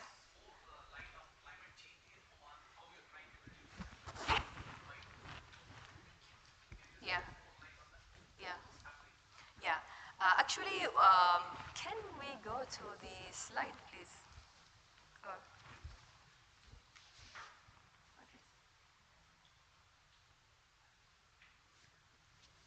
So you come. See, to move this one, the adaptation by Paris Agreement, this is just to summarize the Paris Agreement. So all Paris Agreement, all members they have, when you go to the report of the indices of Oman, it is very detailed. They give you the history of the country, not meaning for ours, but almost of the countries. They will give you a history of the country and also the temperature, the average temperature, what is the hazards, and how they are in each sectors, how will be the contribution in details, how we can do. Actually, the average temperature, it is will not taken for 10 years or 20 years. It's actually for like at least 50 years. So that will be the increase on temperature. So that means in the level. Also, in the contribution to the net zero, so there is plans. As I mentioned on the second in here, that Oman updated. So that means in July, they have issue, and again in November, they issue again. Because there is a project in place, and they're failing to do. And by end of this year, they will issue the updated, as I have mentioned, like here. So that means every 5 years, they need to do reporting. And I'm expecting, because I heard in the news a lot of projects, actually. So I'm expecting by 2025, something will be reporting amazing about Oman. They will go directly. So you need to go to reports First, the updated one, recently, it is for the, where is here? Yes, please search NDC Suleiman, November 2023. So it gives you a lot of details about Oman and all the plans. And please go to Oman Net Zero Plan, Oman Net Zero Plan report. It's give you all the details and updated issues. And don't forget, like by end of this year, like to wait for the updated report. And actually will be now, because we have now center, so Net Zero Center, so they will issue the updated report, inshallah. So I hope I answer your question. Yeah. So we are running short of time, but okay, one more. Hi, Iman. Thank you very much for enlightening the Oman's steps being taken to contribute towards our aspirations regarding carbon emission. Given the GCC countries' dependence on oil production and oil exports, what is likely to be the economic landscape once we achieve our carbon emission objectives? So, actually Oman and GCC countries, they didn't start from when they are signing the Paris Agreement from 2020. They start earlier because they are target to Europe, and Europe countries, you know that they are very active about that, like reducing the emissions of carbon. So already they have started. So it is not a new for them, but moving and also the preparing themselves to move to that. I don't know if you have attended last week Oman Sustainability Week. If you attend, you will see how that also there is not from GCC countries, also in the exhibition. So there are other countries to see that how they are working actually. So something is amazing. So and I'm sure that they are ready. So and they are and there is projects, and I have seen, I notice and I have seen how they are working. I think they can achieve by 2030 something amazing, all GCC countries. Last question with Dr. Ratish.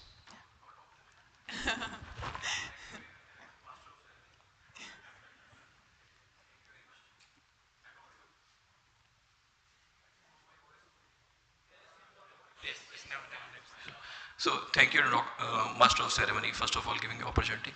Your presentation is too good, exceptional. I will request the presentation can be shared through ICI chapter.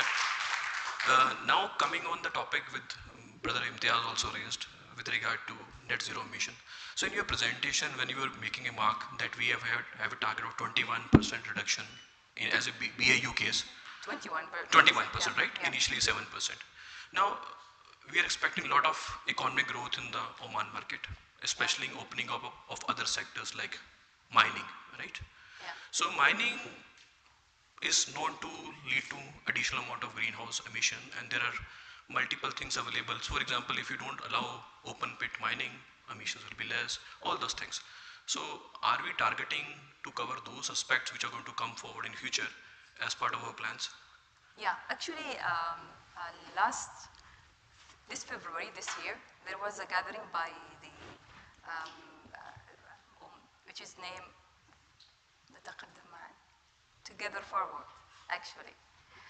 And all the ministers there. So they are actually, they keep in mind, like the tools are using for mining or whatever, so is like to be like friendly for the environment.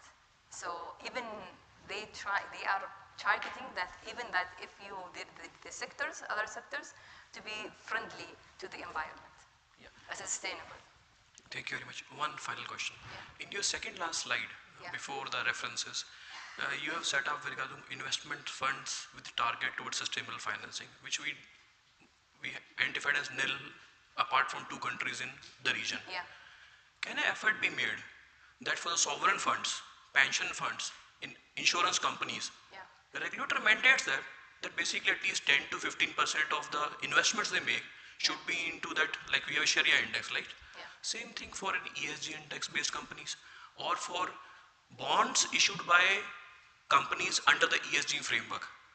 So this should be the starting point because cash flow should start. Because without the cash flows, as I mentioned the previous session also, it's not practically possible. So maybe that consideration should be thought across.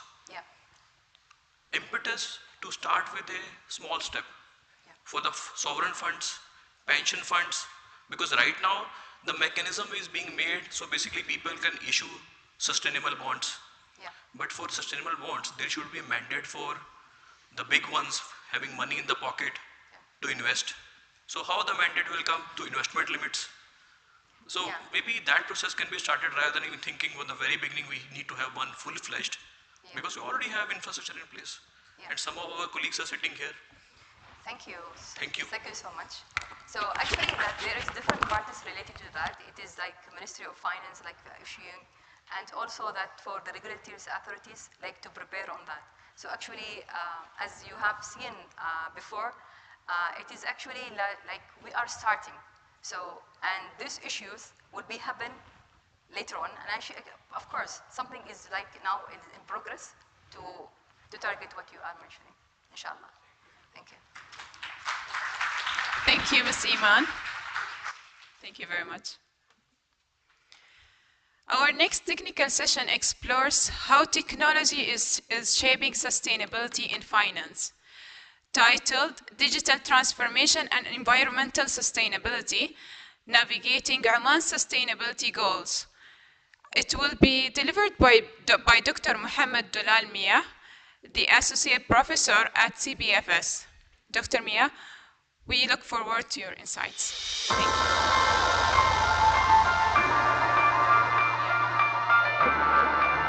Dr. Mohammed Dulal Mia is an associate professor at the College of Banking and Financial Studies.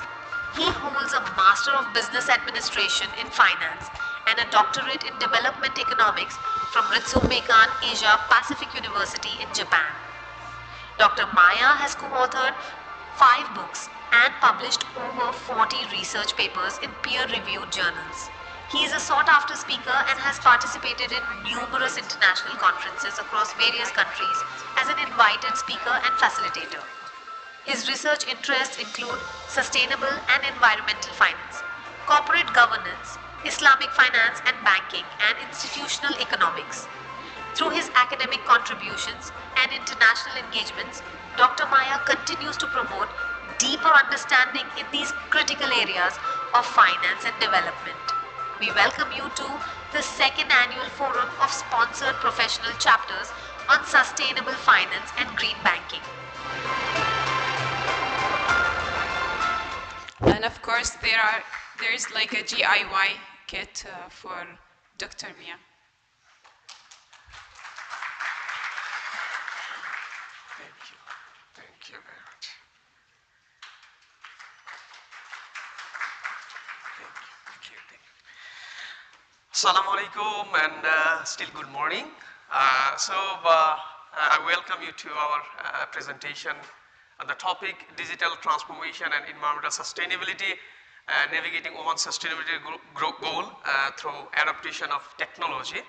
So just earlier speaker, you have heard about macroeconomics GCC context. So I am just moving to a narrower context, microeconomics indicator, and also in Oman context. So this is actually just what I am going to talk about, environmental sustainability in Oman 2040 vision. Actually, my presentation is very much, aligned with the earlier presentation, but that was the macroeconomic scenarios, and mine one is microeconomic, smaller, narrower scenarios, a case of a banking sector. So it is actually a TRC approved projects for 2 years. Myself and Dr. Zahran and Dr. Wiesel are the members of this projects. So this is the beginning. We are just, it is approved just few months back. So we are just still continuing. This is an ongoing project, and this is our preliminary, you can just say pilot results of something. So we will talk about Oman Vision 2040, what is the indicators about the environmental performance, and then our research.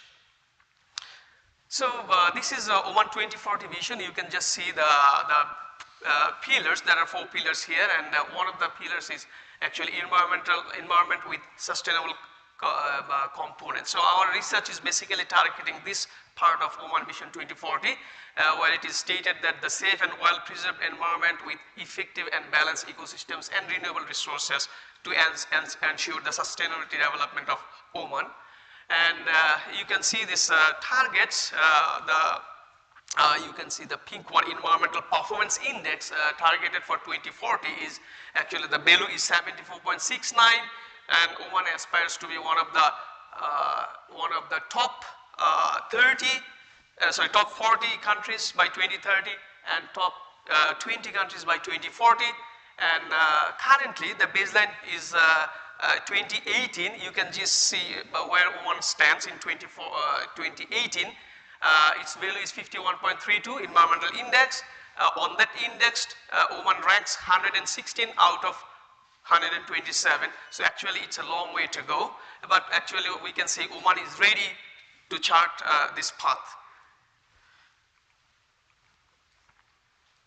So just in earlier presentation, you have seen about the INDC or NDC, Intended National Determined Contribution, which each country submits to COP, Conference of Parties, every year. And according to Oman 2030 INDC report, it says that it has an ambition to attain net zero by 2050 and decreases GHG emission by 21% by 2030. And it actually urged all the stakeholders, especially private sector and public sector, to contribute to achieve the targets with financing and execution. And actually it urges to leverage cutting-edge technologies across all sectors to actually navigate this transformation. Here actually we find the banking sector. That banking sector has a very pivotal role to play towards this transformation, actually because the bank itself can adopt a go green policy for itself. For example, bank can have all kinds of environmental initiatives within itself, like it can have, say, let's say its ATMs are operating using solar energy produced by itself. It can have branch networks which are energy efficient. It can have its transactions paperless. And there are many initiatives bank can actually undertake to be green or to contribute to achieve the Oman Sustainability Vision 2040. Also, the big part comes here.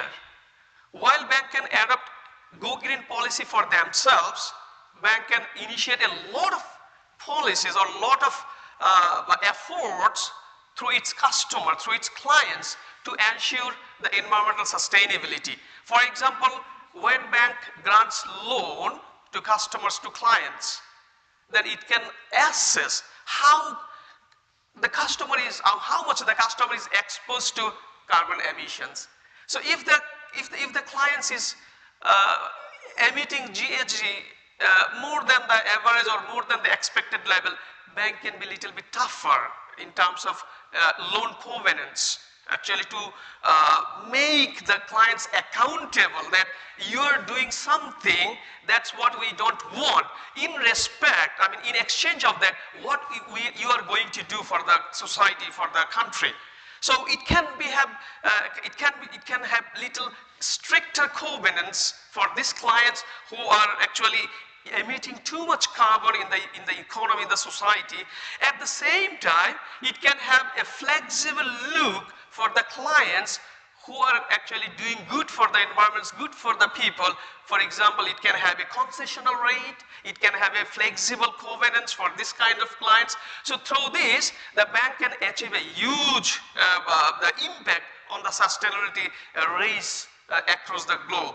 And most importantly, bank is not going to do it voluntary or sheer corporate social responsibility purpose, because nowadays the bank has to give loans to clients very carefully, that because, for example, let's say the bank is giving loans to a client, and who is exposing too much carbon emissions. And next year, the Oman government comes into with new policies, and that policy may greatly impact the company, and that company may go bankrupt because of the policy, and bank is going to lose its investments. Just for reminder, you see 2-3 months back there was a huge wildfire in Los Angeles, and before that there are many serious wildfire in California, and there are frequent wildfires in Australia. And if you just have a look some of the news events out of the, I mean, what happened, what kind of impact this events is having on companies. Many insurance companies went bankrupt because they have to pay the compensation, and the insurance company was not ready for a colossal impact, negative impact. So if a company gives loan to these insurance companies, then the bank is going to lose the money. So the bank is not going to do environmental sustainability initiative as a part of corporate social responsibility. It should be included in the risk assessments. It's the main risk assessments of that bank. So that's why we are just checking how digital technologies helps bank to achieve these objectives. So based on this, our research examines the impact of banks' fintech adoptions on environmental performance in the context of Oman. I will skip that. So the basic problem we face in this kind of research is how we measure the environmental impact and how we measure the fintech adoption. This is the great challenge. And currently, well, the ESG report is somehow available, but what about the fintech index? Fintech index is still very infancy, and we don't see a ready fintech index around the world. So what the literature is doing, they're using 3 methods. One is text mining method. Text mining method is actually you extract your desired information from huge unstructured data. For example, talk about Bank Muscat annual report. It is more than 250 pages. How do you read these 250 pages for one bank 1 year and find out your data? So the text mining is actually capturing the desired text from the unstructured data, huge available data. A second method is the companies, sometimes the researchers are going to ask the banks, okay, how much is your investment in fintech? And that information is very confidential. Usually we don't get that data. The third method is the researchers try to index fintech adoption by analyzing the various data disclosed by third parties, especially in the newspapers, the magazines like this. So in our research, we are actually going to adopt this first one, text mining method. Of course, we are going to follow a triangulation method. You know, just this is the beginning of the project. So we are currently following text mining method, and then in the future, we are going to have a focus group discussion. So who knows, maybe in the future, we will go to knock your door. Can you please give your opinion about this? So maybe many of you we may approach in the future, and we need your kind help in this regards. Also, we are going to have a questionnaire survey among the bank professionals and managers. So we just finished the first page, the text mining approach. So how the text mining approach work? We retrieve information regarding the indicators of fintech adoption from the bank's annual report. So it's a kind of word frequency statistics in which texts are segmented, extracted, sorted, and valued. So we just extract the desired keywords from the bank annual report using some software, and based on this, we prepare an index. So for example, in the case of fintechs, we identify 10 keywords. Of course, this is not the best method, I should say, but this is the beginning. We can just start from the scratch, and in the future, we may reach to a refined method. So at the beginning, we identify 10 keywords that indicates the bank's level of adoptions of fintech, which are the fintech itself, technology, digital or digital banking, internet banking, network, online services, artificial intelligence or AI, blockchains, e-banking or electronic banking, and m-banking or mobile banking. These 10 keywords, based on the literature survey, we have identified these 10 keywords, and then we create a corpus. We actually collect bank's annual report and use a software. This software actually segments all the words. So we ask we use the software called AntCook. We ask this software, can you find out how many times fintech appear in Bank's Muscat 2020 annual report? So it gives us the data. So the similar way, we check all the keywords. Then we use the software actually, of course, because the word can be giving us different meaning based on actually how it is used in the text. So we check the prefix and the suffix of that word. And we check that the fintech, what is meant there is actually what we are looking for. So for example, this is a simple example. We check, for example, this is the, let's say one bank, Bank Muscat for 2022. Okay. Just we pick a word, fintech. How many times it appeared on that year's annual report? Then we check which bank among Oman has the highest number of appearance of that keyword. So we just make it a relative frequency multiplied by 10. 10 actually it is a hypothetical number. You can use 100 or you can just leave it. Just I use 10 here to look the figure little visible. So it is the explanations here. So the scores range between 0 to 10 for a certain keyword in a specific year. And since we have taken 10 keywords, so actually the bank can score a maximum of 100 points, minimum 0 if it doesn't disclose anything. We continue the same for environmental index.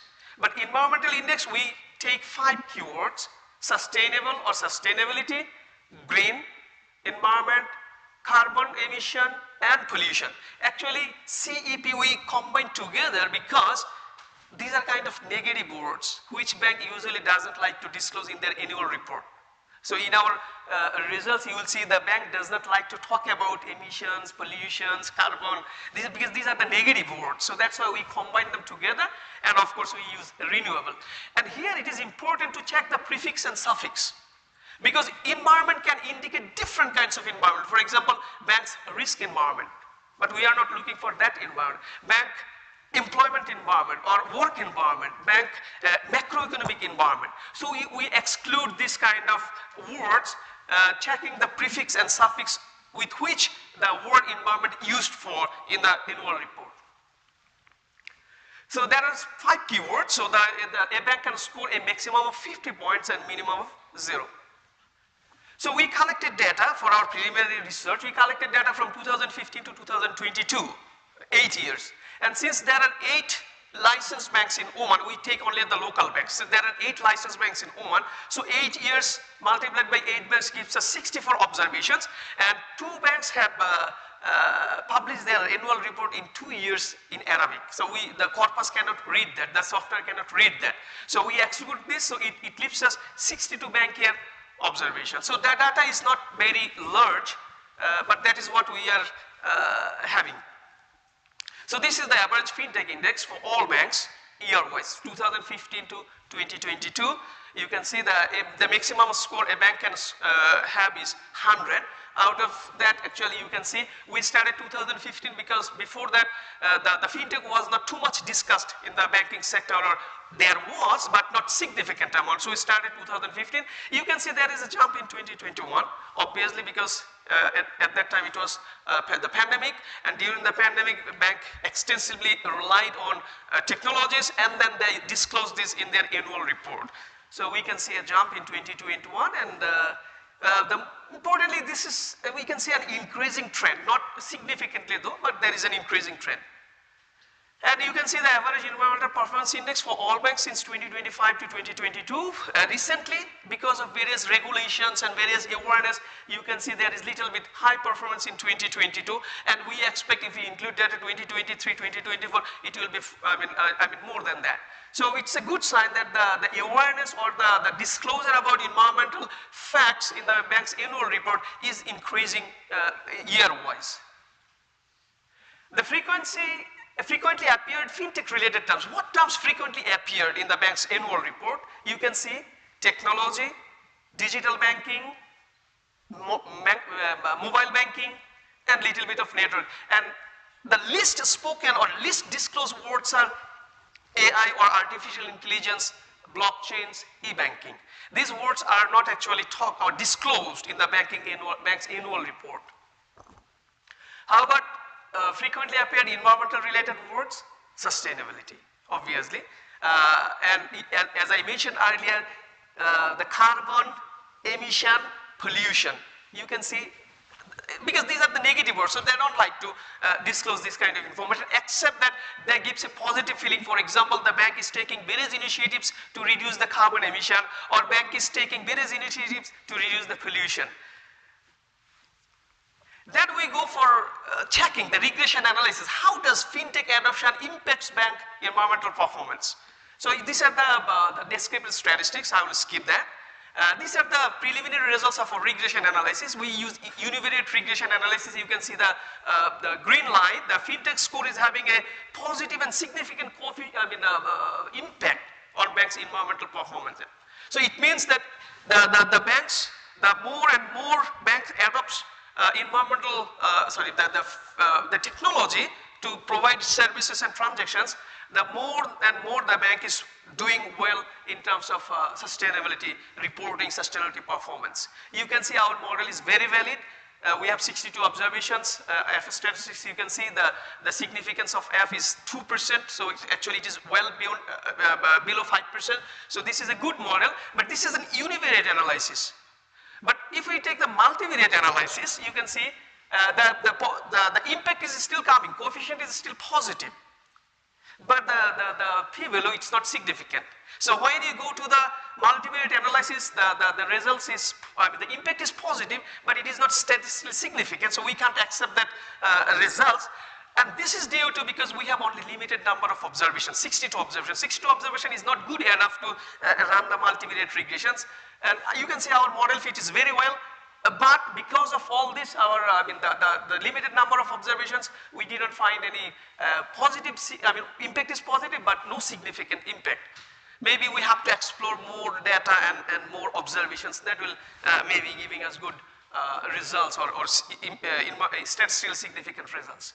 So based on this, what we can see, the fintech adoption of the banks positively affects the environmental performance. And over the years, the banks mentioned terms associated with fintech adoptions more often in their annual report. And environmental performance has shown an upward trend during the period of study. And banks' environmental friendly activities need to be adequately emphasized in the annual report. We still feel that the bank is a little bit shy of disclosing this kind of information in their annual report. And how it will help, how bank can help navigate the achieving woman vision 2040, fintech solutions for green finance. Bank can actually look to how it can provide solutions to the customers, which is environmental sustainability and environmental friendly. And of course, data analytics for environmental risk assessment is a new tool. And of course, I was talking with one of the members here.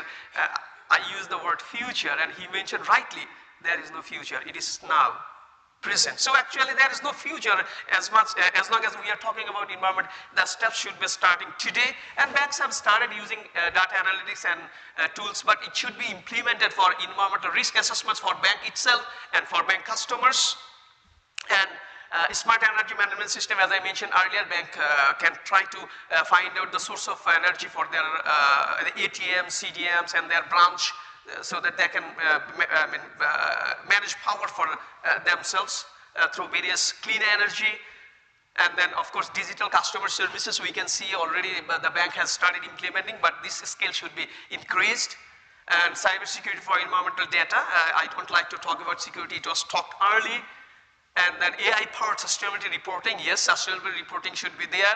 And now you have heard about that ESG reporting is going to be mandatory at the end of 2026. So AI can be used to produce the report to have less carbon footprint on the planet. And mobile apps for green investment. So mobile apps are used widely, but it can be used more extensively, and it should be green. And that's all for our presentation, and it's an ongoing project, and your comments and questions will definitely help us to make a good report that is having kind of potential impacts towards Oman Vision 2040. Thank you.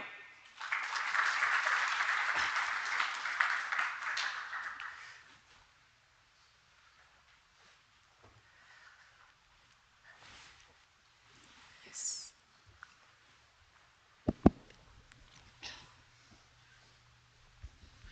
Sir, an excellent presentation and very detailed research you have carried out, and your findings are very valuable. So one observation and one comment, a question. The observation is you referred to banks giving loans to polluting industries. In that context, the banks do have certain risk matrices, and basis that risk matrices, they are factored in the loan policy. And to my understanding, on on the basis of the policy, the borrowers are evaluated at the time of sanction of loans. Now, the question that comes to my mind is, you mentioned that if the borrower is not within a particular range, the banks should somehow penalize him by charging something more, or I was just thinking it could be by charging higher interest rate or penal charges, etc.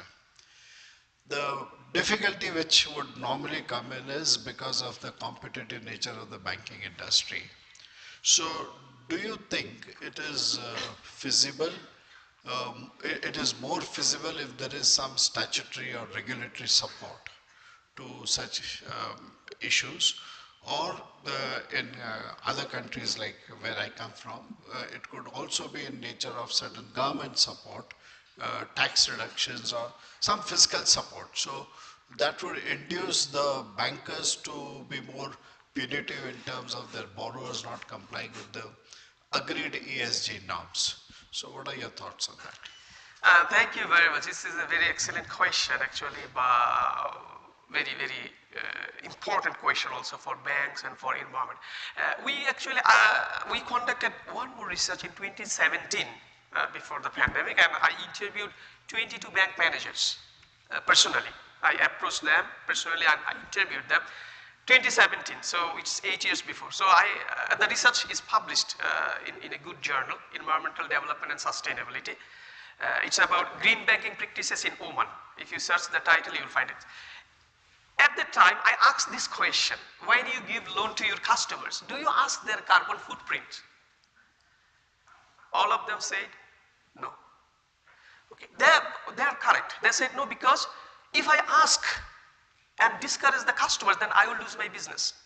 Because it is not level playing field. Everybody is not asking the same question. So if I ask this question, then I will lose my business. So why shall I ask? So this is, on the one hand, it is shocking, but the bank is fair because it has, one manager told, we are not doing charity. Straight, he said, we are not doing charity. He is correct because he is a businessman. Then, of course, then what is the suitable solution? I think you have already hinted out that there should be a national level regulations. The national level regulations, one thing I find out there that there were certain restrictions that bank cannot give loan to a customer who is going to import a car that is older than a specific time period. So this works. So this kind of regulations should come out so everybody has a level playing field. Okay. This is one aspect. The second aspect is about bank's own risk. As long as bank is actually taking into account the client's carbon exposure, Because nowadays, many regulations we are expecting in the future and which will negatively affect many industries, many companies. Maybe in the GCC we see it coming a little late, but talk about the Western countries where actually these events are very high. So many regulations are coming out that are adversely affecting banks' profitability and sustainability. So the customers are actually I'm going to bankrupt. So bank is losing their investment. So as long as these risk matrices are taken into account, the banks are somehow safe. But bank, of course, you are correct that bank cannot stand alone, charge or penalize the customer, then it will lose business. So our recommendations, all the recommendations on that paper was, actually there should be a national level, a level playing field for all banks so that they have the means or tools to discourage the customers who is exposed to too much carbon emission. So thank you. Yes. Yeah. Yeah, thank you, doctor. Presentation was good amount of research material was there. So I have a difference of view with your hypothesis drawn. So basically, if you are drawing a hypothesis that bank is not giving information with regard to carbon emissions in its annual reporting, then they are shy or they are doing something wrong. I fully don't agree with that. I didn't say they are doing wrong. Okay, sure, shying away. So the whole idea is why I'm having this view is, there are three types of level disclosures required. Level 1, level 2, level 3 scope emission requirements. If you see balance sheet of the bank, how much is basically their own building, they have it. Majority is in financing. There's no mandatory requirement. Even the European banks are not giving level 3 scope emission requirements. So for the purpose of all, level 1, level 2, level 3. Level 1 is my own emissions. Level 2 is mine plus my employees. Level 3 is all including my vendors, everything. When level 3 is not being given in European markets, why we are targeting that to be analyzed as part of the financial statements of banks in Oman? Second thing is, if the data is being analyzed of banking sector in Oman, whether same data is given by peers in global, like in European markets. So even the regulators over there have not met level 3 emission requirements. Level 1 is hardly anything. So why on a annual report is prepared on the basis of materiality concept? So if something is not even material, even less than threshold, why is bank supposed to give level 1 emission requirement? That's my point. So the basis starting of hypothesis, in my view, you can do this hypothesis for a manufacturing client, for oil and gas, any sector, but banking, insurance, because their balance sheet, their own asset is hardly anything. So that is one point. Now, I think I will close here only. Okay, thank you. We can discuss separately. Yeah, thanks. Yeah, thank you. So I greatly appreciate your comments, and it's a very valid questions. Actually, we are aware about that. That actually, this is a misconception that bank is a clean industry. And if you read the international report and these things, this misconception is actually not taking us towards a good sustainable future. Bank itself can be, yes, bank itself is a less emitter, but bank has a huge role to play, and our research is on that what bank can do. And of course, we rely on the legitimacy hypothesis. Legitimacy hypothesis says that if you are doing good for the society, why shall not we disclose it? This is legitimate hypothesis because the bank works in the environment and it has certain part to play on. And if you are doing something good, for example, if you are reducing the pollution, you are reducing the emission, you are doing something good for the environment, why shall not you disclose it? So if you disclose it, it will not only increase your brand value, actually it will encourage others to follow the same. So that's our theory, the legitimacy theory, that if I am doing something good for the environment, for the society, of course I will disclose it to encourage others to do the same. So this is our theory and this is our hypothesis, and of course I accept we have limitations. Yeah. This is just, as I told you, this is not the perfect method. This is the beginning maybe, because we need something to move forward. Maybe this is it. Because I again tell you, if I can get the data from banks' own expenditure, how much they're spending for environment, how much they're spending for fintech, that would have been fantastic. But at our level, this is very difficult. One last question. Yeah.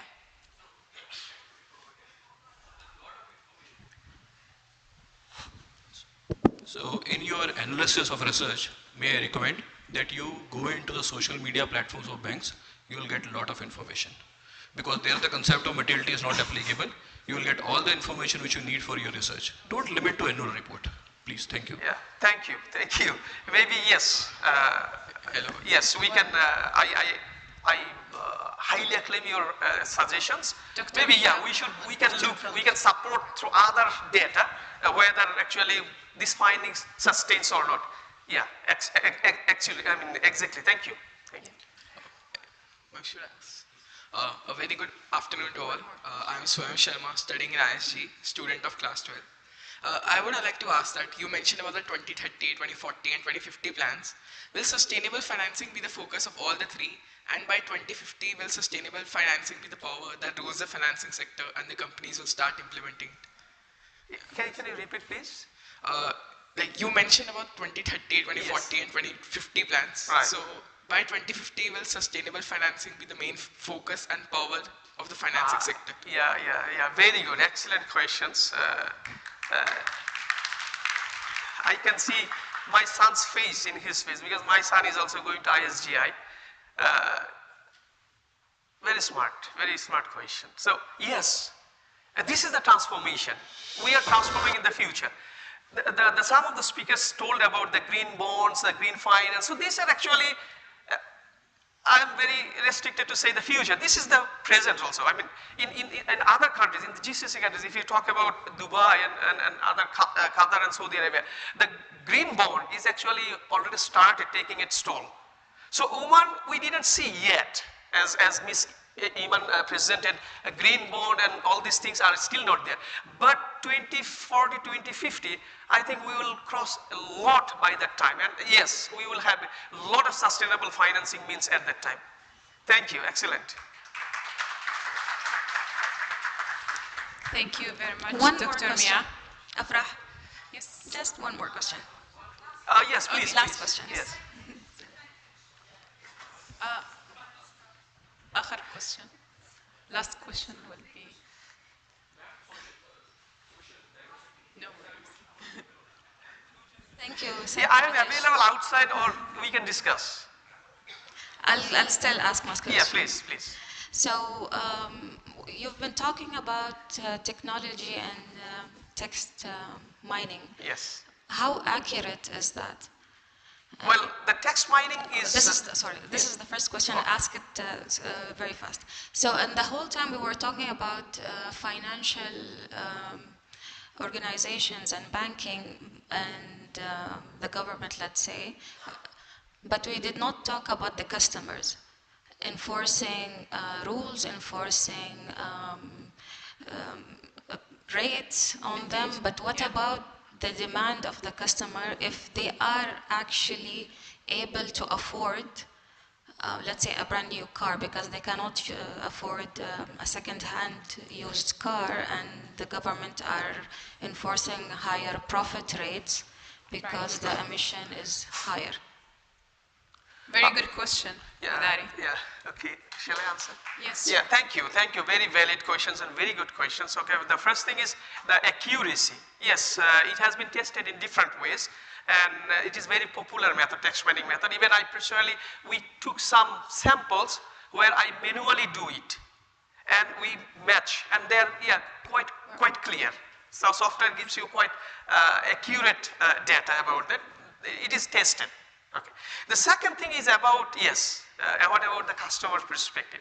Okay, in our earlier sessions at the morning panel, we have heard about like coal mining and open pit mining. Once we stop these are also harming the people because some people are employed on this sector. So if we stop mining these things, then of course we are hurting the people's livelihood. But we have to always have a trade-off. The one side, yes, there is an economic consequences, another is sustainability. So we have to have a trade-off at a level actually that maximizes the social welfare. We say Pareto efficiency. Okay, so because all actions will have some losers always. If you talk about Donald Trump, he is in favor of coal mining and all these things to save the jobs.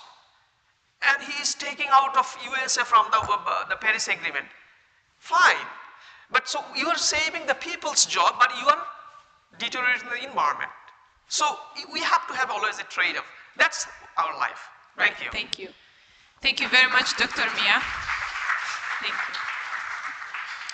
you. We now move to our final panel discussion for the day, the role of financial institutions in accelerating green transitions. Let me introduce our moderator and panelist. So our moderator gonna be Dr. Fatin Al-Zajjali, Head of Learning and Development from Bank Dhofar, and the panelist C.A.K. Raju, Past President of ICAI, and Ms. Rania Zajjali, Manager Sector Development Department from CBO, and Ms. Yasmin Malhotra, Senior Investment Advisor from Oman LNG, and Board Member, CFA Oman Chapter, and Dr. Fatin. Please take the discussion forward. The stage is yours.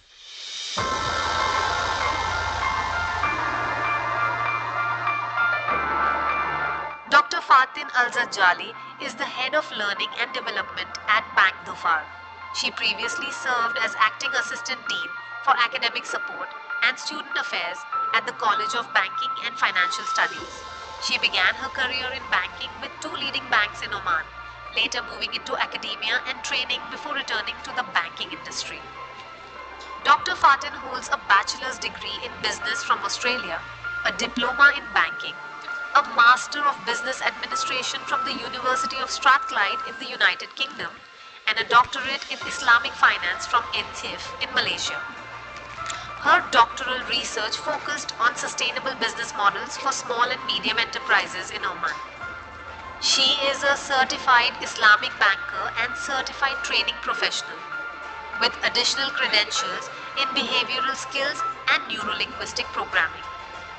Dr. Fatin has published on Islamic financial technology and contributed to sector standardization through international research. We welcome you to the 2nd Annual Forum of Sponsored Professional Chapters on Sustainable Finance and Green Banking.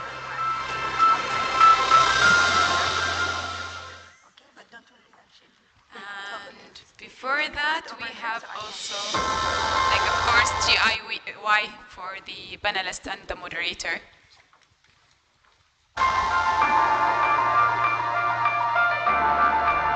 C.A.K. Raghu is a highly respected chartered accountant with over 32 years of professional experience.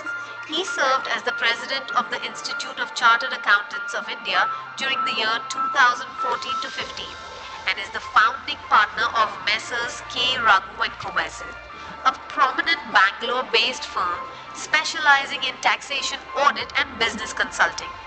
Internationally recognized, he was a board member of the International Federation of Accountants, New York, and served on its audit committee.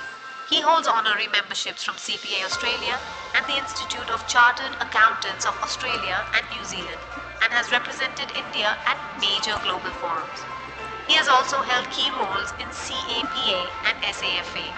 Nationally, he was appointed as an independent director of Indian Overseas Bank, where he chaired the audit committee and significantly contributed to the bank's turnaround. He currently serves as an independent director at Axis Securities Ltd and has previously been a board member of the Insurance Regulatory and Development Authority.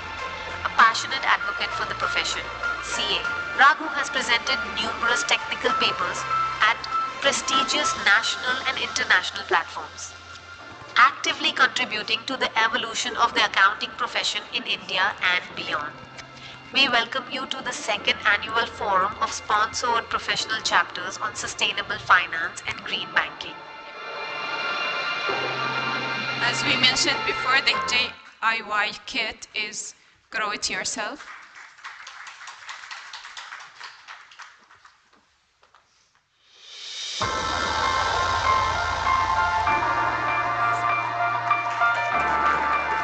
Ms. Rania plays a leading role in shaping financial policies and regulations for licensed institutions in Oman. She oversees the development across banks, finance companies, fintech firms, and money exchanges in both conventional and Islamic finance. She also leads the central bank's efforts in promoting sustainable and green finance, working closely with international organizations and government bodies. With more than 20 years of experience in financial regulation and analysis, Ms. Rania has contributed to several national and regional committees. These include the Women Empowerment Task Force, the Local Currency Bond Market Committee, and the Gulf Cooperation Council Supervision Committee. She is also active in areas such as environmental, social and governance practices, digital transformation and monetary policy. Ms. Rania holds a degree in accounting from Sultan Qaboos University. She is a fellow of the Association of Chartered Certified Accountants and a certified ESG practitioner.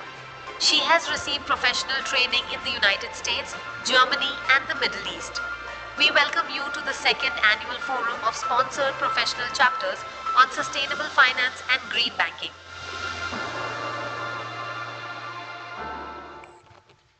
Wonderful. So I hope that I'm audible. We have one more.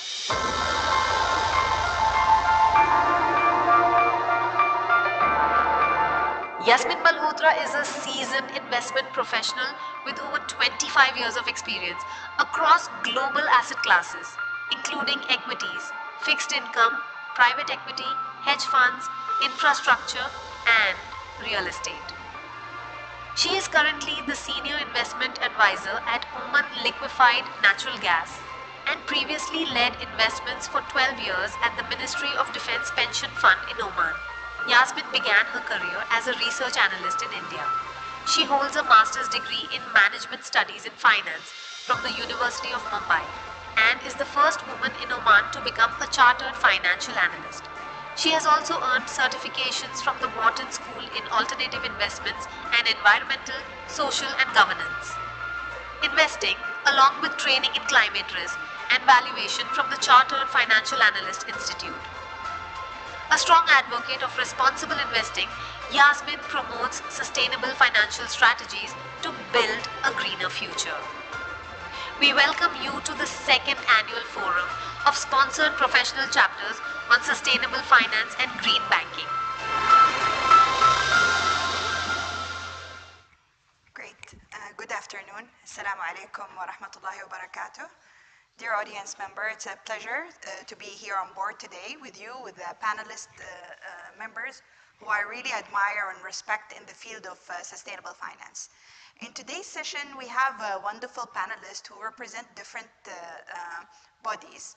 And I'm sure that you're interested to ask a lot on the regulator from the Central Bank of Oman. But please go easy. I see there's a lot of questions on the regulator since morning. You've been burning questions on this. Remember, we have different other regulators like CFA for stock exchange market and as well Sukuk. And the kafel industry, the Islamic insurance and insurance. And of course, we have the financial institution as well, represented, the CFA chartered yourself, Ms. Yasmin, and tech-based, which I'm very interested in, specifically after the research paper that Ms. Tamia as well proved, that fintech actually is a positive impact on sustainability, has a positive impact on sustainability. So first of all, I would like to thank the College of Banking and Financial Studies for inviting us to discuss this pertinent topic. And I would like to thank the professional chapters, whether it is ICAI, CFA, IIA, ACFE, or I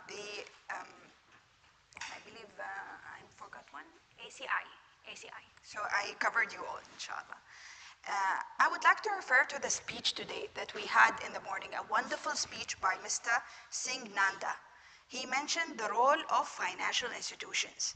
It seems we have a big role on the change happening on climate change and the risks all over the world. We have been discussing the impact that we contribute to the society. Now, before we go ahead and discuss our role, let us just discuss what's happening in the world before we get into the context of Oman. First, are you aware that Indonesia has changed its capital recently from Jakarta to a new capital? I hope that I pronounce it well, which is Nusantara. Now, if you know Indonesia, it's a line of islands which is straight. Nusantara is not in that main island, it's up in the island of Borneo, where it shares borders with the Malaysian country, with its neighbors, Malaysia. Now, the change from Jakarta to Nusantara is very objective. They wanted to do that because of the rising sea level in Jakarta. In fact, there is a lot of floods happening every single year that the rising sea level is threatening the existence of this capital. So we are talking about a country changing its capital. It has a lot of heritage, it has a lot of history, and this is a major big impact. And if it doesn't tell you anything except that this is real, let it sink in, because it is real. Climate change is real, it's happening, it's affecting the world. It's not affecting your balance sheet. We're not talking about balance sheet today, okay? And cash flows and business. We are speaking about our survival, and if we talk about sustainability, we have to go by definition. Your turn, wonderful, we've done well. What you have kept for the future generations to come. Now that's a very interesting concept, future generation, our youth. And I believe we have representative of youth today, of the students who are with us in this session. This session is a challenging one, as I have mentioned, not only because I do have very interesting representations, but because it is towards the end, before lunch, and I don't want to bore you. So let's get into the questions. So let us get into the question of the integration of sustainability practices, integration of the strategies in organizations, and the challenges, why organizations are not taking frameworks into considerations, or is it a lot of challenges to the degree that they cannot embed the sustainability practices. So Yasmin, I'll start with you. What do you think is the main challenges? And I hope you can outline them in a way that makes it easy for them to dichotomize how to get about it.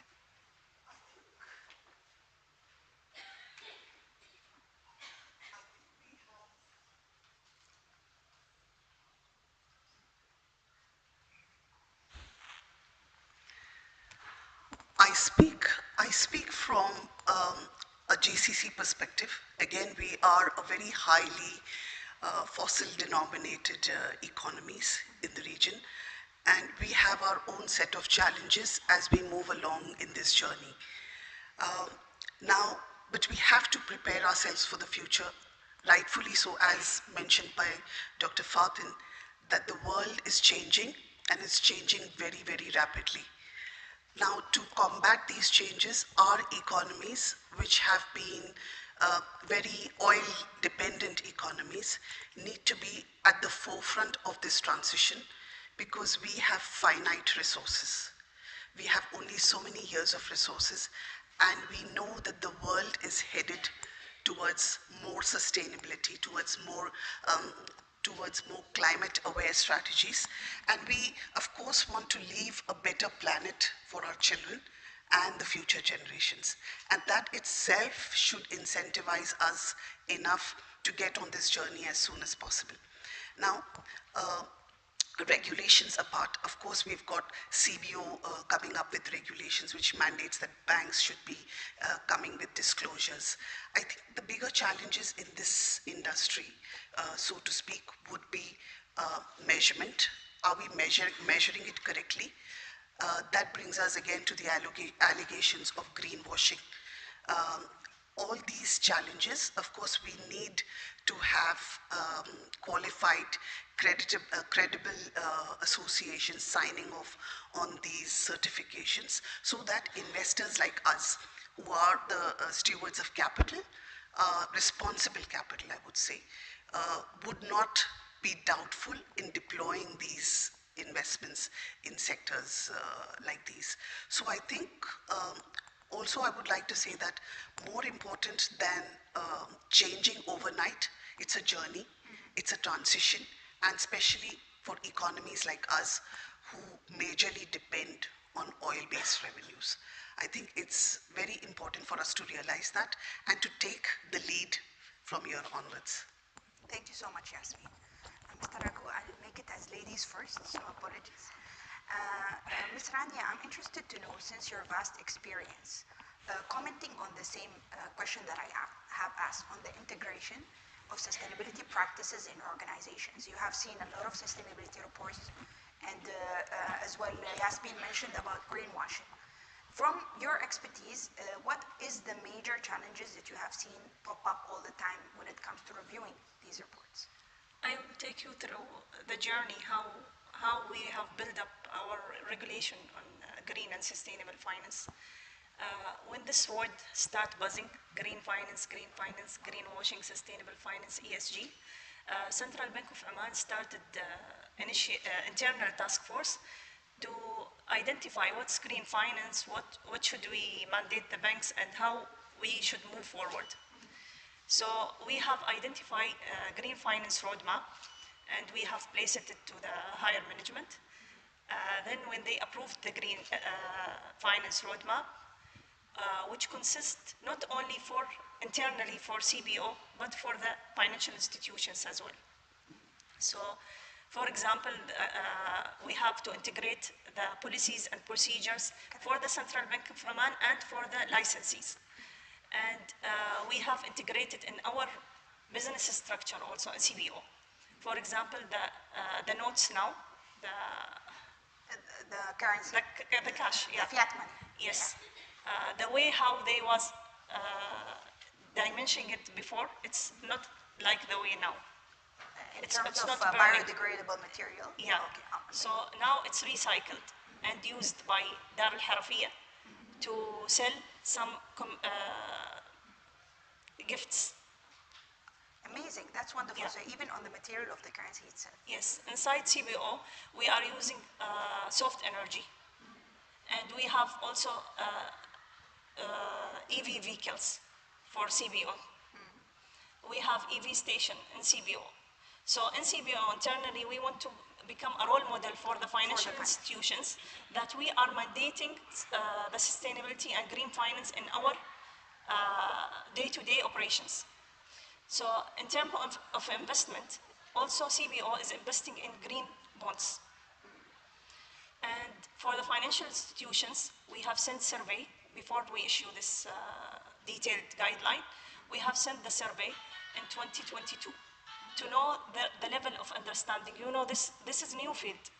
So we want to make sure that the banks are understanding the green finance in a way that eliminate the greenwashing, which Yasmin talked about.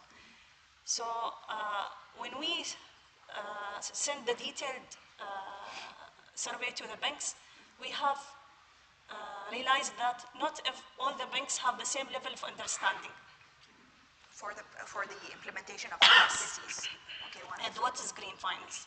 So when we receive the feedback and we analyze it, we sit with the banks, and then we have come up with the draft regulation, and we have updated our roadmap accordingly. And then also we sit with the banks, we send the circular through Oman Bank Association to see what they can implement and what they cannot implement. Also for the listed banks, they will have another disclosure requirement from MSX and from FSA. So we want to be aligned. Then we have come up with the regulation BM 12.8 in October 2024. It will be, as Iman rightly mentioned, a phased approach.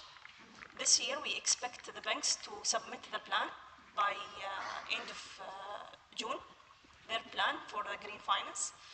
And next year, some of the requirement of the circular will be mandatory. And that's it. Such a nice strategy to be a role model and then promote sustainability to other institutions, since you've done it and you've seen as well how it is important for you to do the strategy in short term and then in the long term. So this is some voluntary disclosures and some mandatory disclosures at the moment. Now let's do a phased approach. It has 3 phases. 3 phases. Yes. Wonderful. And the framework is available for anybody. Yes, it's available on the CBO website. Wonderful. So coming back to the tech. Now this is quite interesting. You have a research paper to prove it anyway, Mr. So how can digital transformation contribute to achieving sustainability goals in the financial sector? I have seen an Indian company that is tracing the source of milk through having tags to cows. So that is in supply chain management.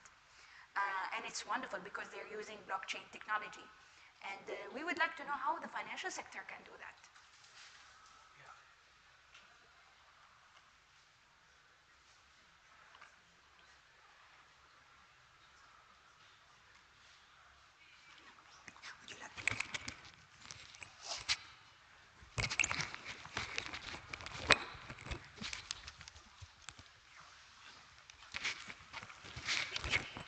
Yeah, it's a privilege for me to be in this panel. Indeed, we have had very interesting sessions since morning on sustainability, various initiatives being taken by the banks in Oman, what exactly the government is doing. Before I just would talk about how digital transformation could help green transition, it's absolutely essential for us to keep in mind, since most of you are from the banking sector, many of you are also from the financial services sector here in Oman, and have been on the board of a large nationalized bank in India, the Indian Overseas Bank. For a period of 3 years, I was a director of the bank. What I personally feel is that financial institutions and banks can play a very big role in trying to see how best they can support various organizations to achieve their sustainability goals. When we talk about sustainability goals, we have seen various speakers since morning talk about what sustainability could be, and this could vary from jurisdiction to jurisdiction. What is sustainable maybe in a country like Oman would be different from what is initiative that is popular in India. It could be zero hunger, that could be a sustainable goal. Quality education, then gender equality, clean water, sanitation, clean energy, and then climate action. We had a speaker speaking about climate action initiatives in Oman. So what is important is that each jurisdiction will have their own sustainability goals, and as banks and financial institutions, we need to understand that and try to support organizations which are pursuing these goals. And today, the kind of transformation we are seeing, digital transformation we are seeing around the world, the way the trade and commerce is changing, the way digital tools are being used, even for sustainability, projects, it's very easy for us to, ensure that we have a real-time mapping of ESG analysis. We could do a real-time mapping of what's happening on the ESG front using artificial intelligence. Today, 65% of the Tier 1 global banks have integrated AI so that they're able to map their customers well, and they're able to take quick decisions that will help them to fund the projects in a fast track mode.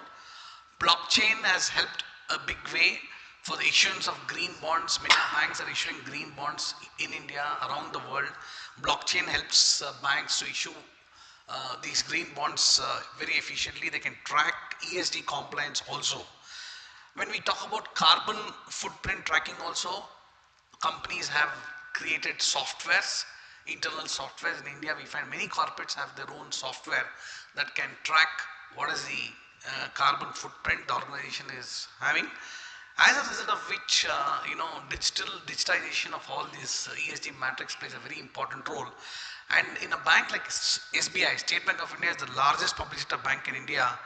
AI has been effectively used to map the sustainability practices of various organizations so that they can fund them. In addition to this, we also find that digital transformation today, it is possible for you to trade on the stock market using your mobile app. Similarly, if I want to invest in some green projects with a mobile app, it's possible for me to invest partially. And today, what is happening is the concept of tokenization of assets, wherein it allows fractional ownership. Let us say I am very much impressed with a project, sustainable project in Oman, and I would like to invest, let us say, $1,000. That's possible with a mobile app, an app that can say, if you're interested, you please download this app and you can start investing, have a fractional ownership. So what is really happening today is that digital transformation is helping banks, financial institutions to identify investors. It could be institutional investors, retail investors. And in India, if you look at what's happening in the Indian Overseas Bank, where I was a director, a lot of importance was given for education. We were able to map the segments where support was needed. And today we find that institutions like HDFC, one of the largest private sector bank, is helping women also, women empowerment.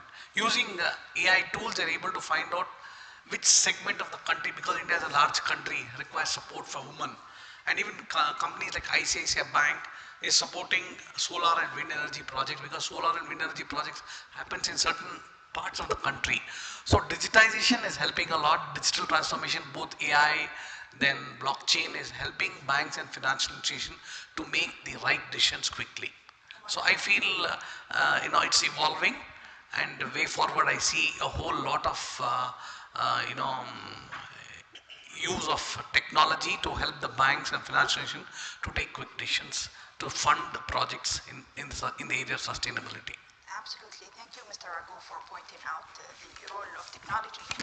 And of course, Oman is an SDG signatory. We are also bound by the Sustainable Development Goals, which include as well decent growth and economic status, and as well zero hunger, as you have mentioned.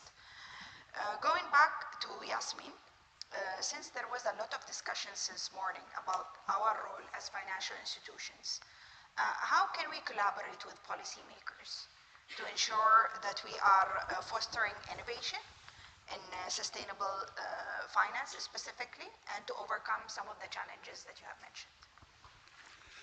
I think I go back to one of the earlier speakers where they mentioned that everything has got to be profitable.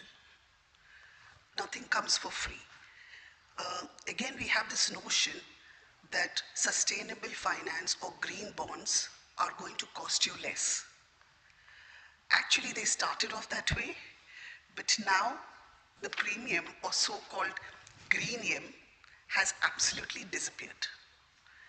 And people in Europe wouldn't mind, because they had their allocations. They had to allocate capital, and regulators demanded that they allocate to these sectors.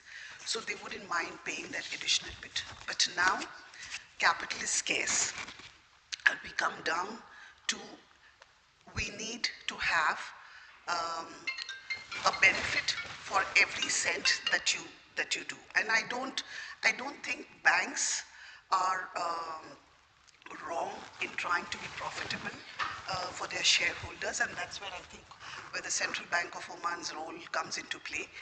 So I think financial institutions or banks, as well as investors, can play a big role in determining what drives them and what will incentivize them to allocate to these projects.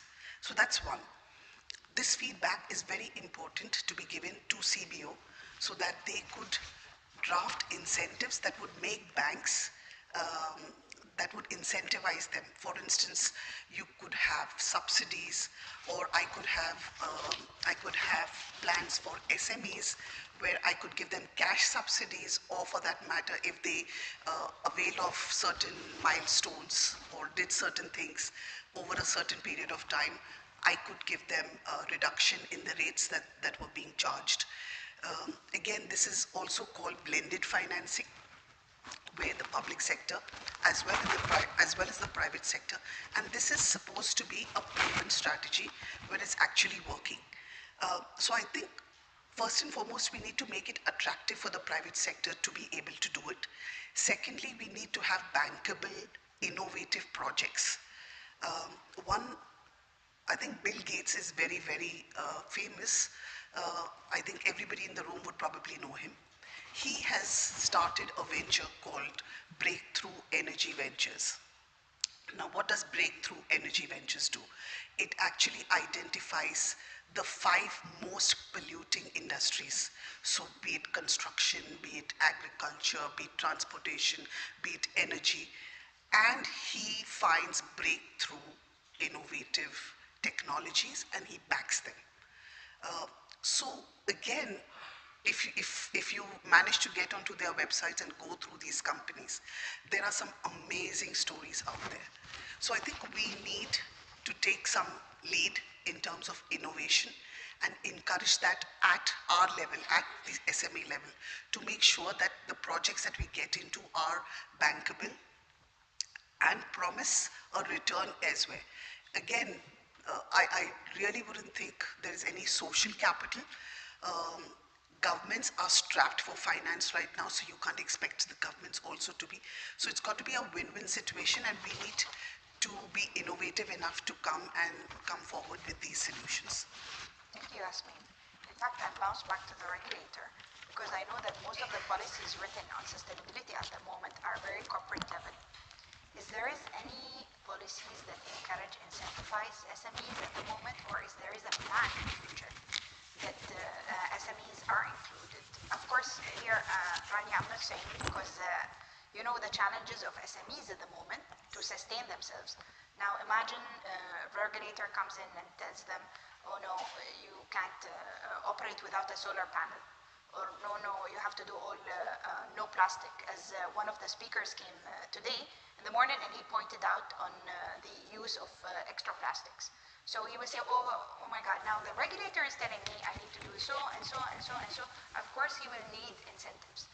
If it's possible that you clarify this point, since it is mentioned by Yasmin, and we are interested to know how, the level-wise. So you start at corporate level, and the SME. Is it included in the argument, mix-up policies, or at the moment? I didn't understand.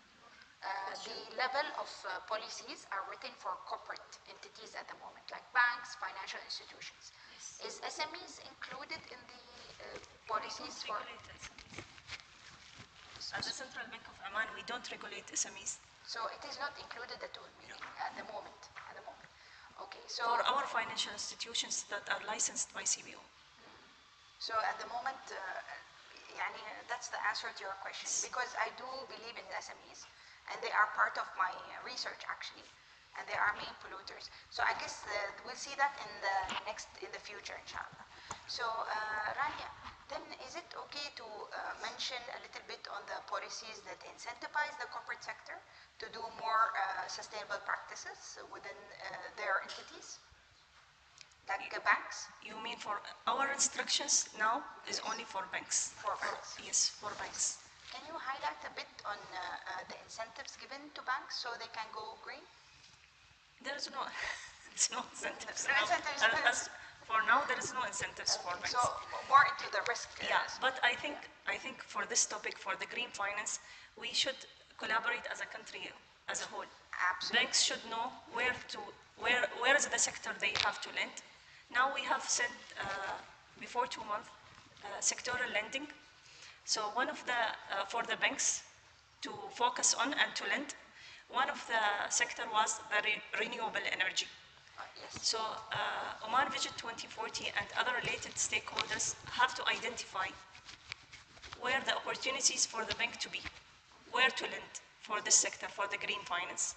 And also I think that awareness is very important at this point for the banks and for the corporate as well, to know where they should place their funds. Also building capacity is very important. Unless people understand what's green finance and where should they allocate the funds, it will not be successful. That's amazing. So at the moment, so as a Central Bank of Oman, we are building capacity for the Central Bank of Oman and for the sector. For the public in general? No, for the sector, for the licenses. Yes. Okay.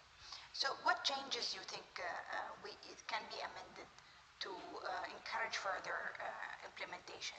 We have to wait and to see the plans which we expect banks to submit by June 2025. And then we have to analyze and see where the gaps is. Okay, thank you so much.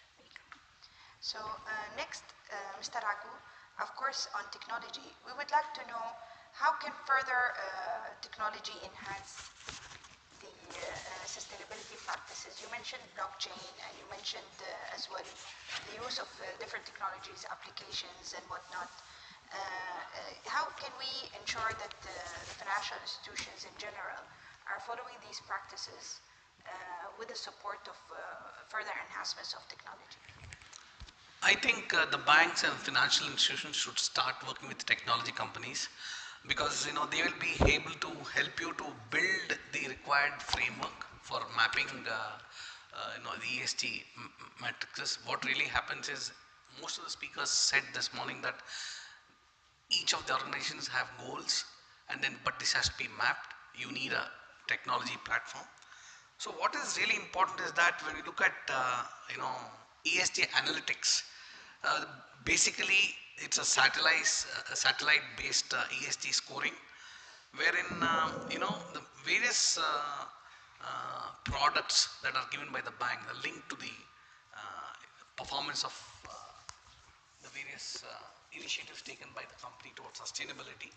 So analytics plays a very important role, and most of the organizations have their own software built in to map the ESG performances.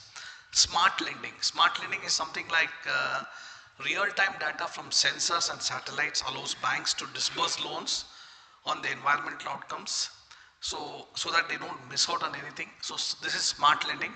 Let us say a bank wants to lend to the solar energy sector or the windmill sector. They're able to collect data using satellites and sensors to find out whether this particular sector is doing well. Then what is emerging is crowdfunding also. Many countries have started raising funds through investors. As I was telling you, if I want to invest in a particular project, there could be a concept of crowdfunding where I could decide to invest maybe $1,000 or $2,000. That's gaining ground. If you look at India, India has a platform known as Arya.ag, which partners with the leading private sector banks, wherein real-time crop data is used to disburse green agriculture loans, as a result of which the rate of agricultural defaults are coming down. So what is happening is a lot of technology is being used to map information about the success of various crops. And today the global green bonds have crossed almost more than $1 trillion in 2024. And I was also reading that Oman's first sovereign green bond framework shows the growing appetite in the Gulf for the green bonds. And in a country like India, more than 20 billion US dollars have been given in the form of green bonds, that is to raise funds. And SEBI also has mandated that all the companies should, which are investing in mutual funds should rate the ESG rating.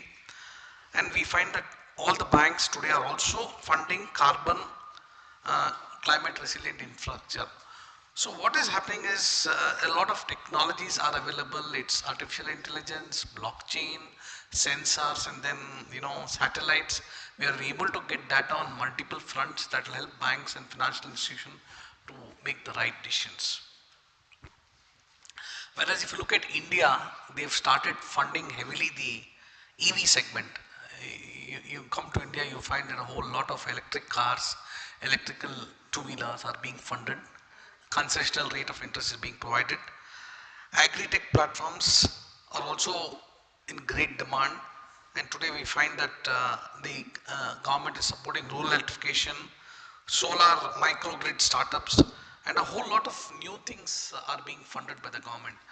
So basically what really happens is they are able to understand that the country is moving towards renewable energy, and they're able to understand what is the extent of investment that's happening in renewable energy and support these projects. Wonderful. That's really good initiatives for the Indian government. Yasmin, I need to ask you this question.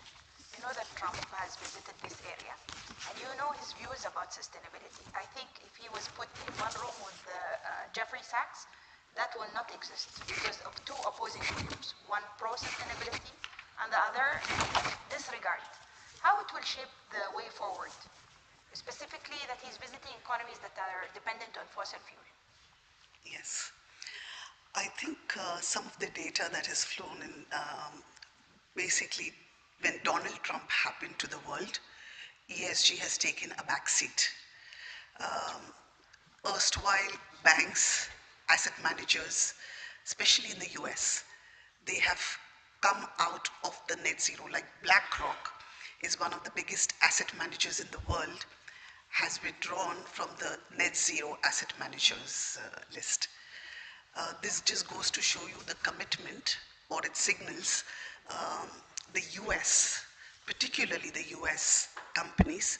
There have been 6 US banks including the likes of JP Morgan, the big US banks, who have actually withdrawn from the Net Zero Banking Alliance. This just is indicative of trouble in the US in the sense, do they have the momentum that was there earlier? Sadly, no. But has Europe also followed suit? No. I think Europe continues its march because it's more cognizant of the fact that the planet does need to have some changes. Of course, the war with Ukraine has delayed those aspirations, but nevertheless, you don't see European banks getting off.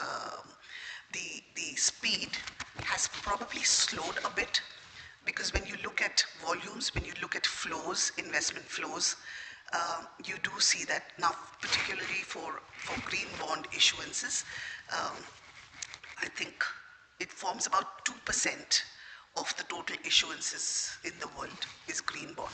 So we've got a long way to go. And I think Europe, the way that it is progressing, of course, in terms of regulation, the recent one being with UK actually addressing the sustainability disclosure requirements, where now they have 4 categories: sustainable focus, sustainable impact, sustainable mixed. So these kind of things are going to give investors the confidence that these are being measured and reported correctly. For instance, even a firm like Shell was penalized because it had misquoted the amount of renewable investments. So they took them to task. But I don't see the pedal coming off with Europe, but the US definitely has slowed down. Thank you so much, Yasmin. Rania, as a regulator, do you foresee in future, if there is any financial institution in Oman who would like to start with the sketch, the strategy for sustainability, that one day, if they did not start this from now, if they don't start it from now, there will be a day in which you will penalize them for giving a loan for a retail or a corporate customer for investing in a land which is wadi prone. You know that we have this, Oman, the most environmental threat to us at the moment is the wadis. Of course, everybody's going to ask me what you're talking about, Dr. Fatin. Have you seen the weather lately? But this is the deprivation of water and then pour in the rain, and we are not really understanding the effect and impact of existence of wadis. So do you see that this will happen in future probably? And if yes, what is your advice for that financial institution who's not thinking about embedding sustainability practices at the moment? I know it is mandatory. Some of the practices you have to disclose and place in your ESG and sustainability reports, but some of them not included as a whole because you're doing in phases as you have explained. So I would like to hear your views on this.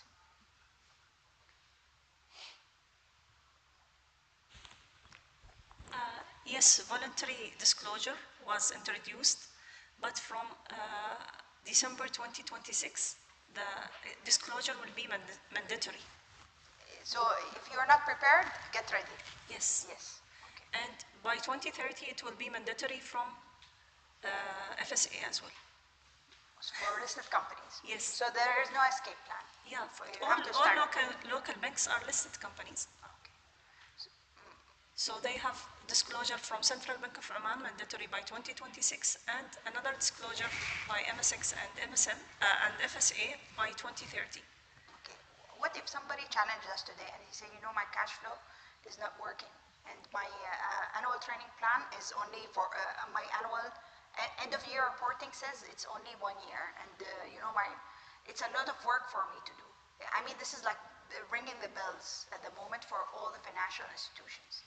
What would you advise that financial institution to do from now to mitigate that risk in future? To start from now. Create the impact. Yes. Thank you. I think that sums it up. Because this was from 2022, we have communicated to the banks that this will happen.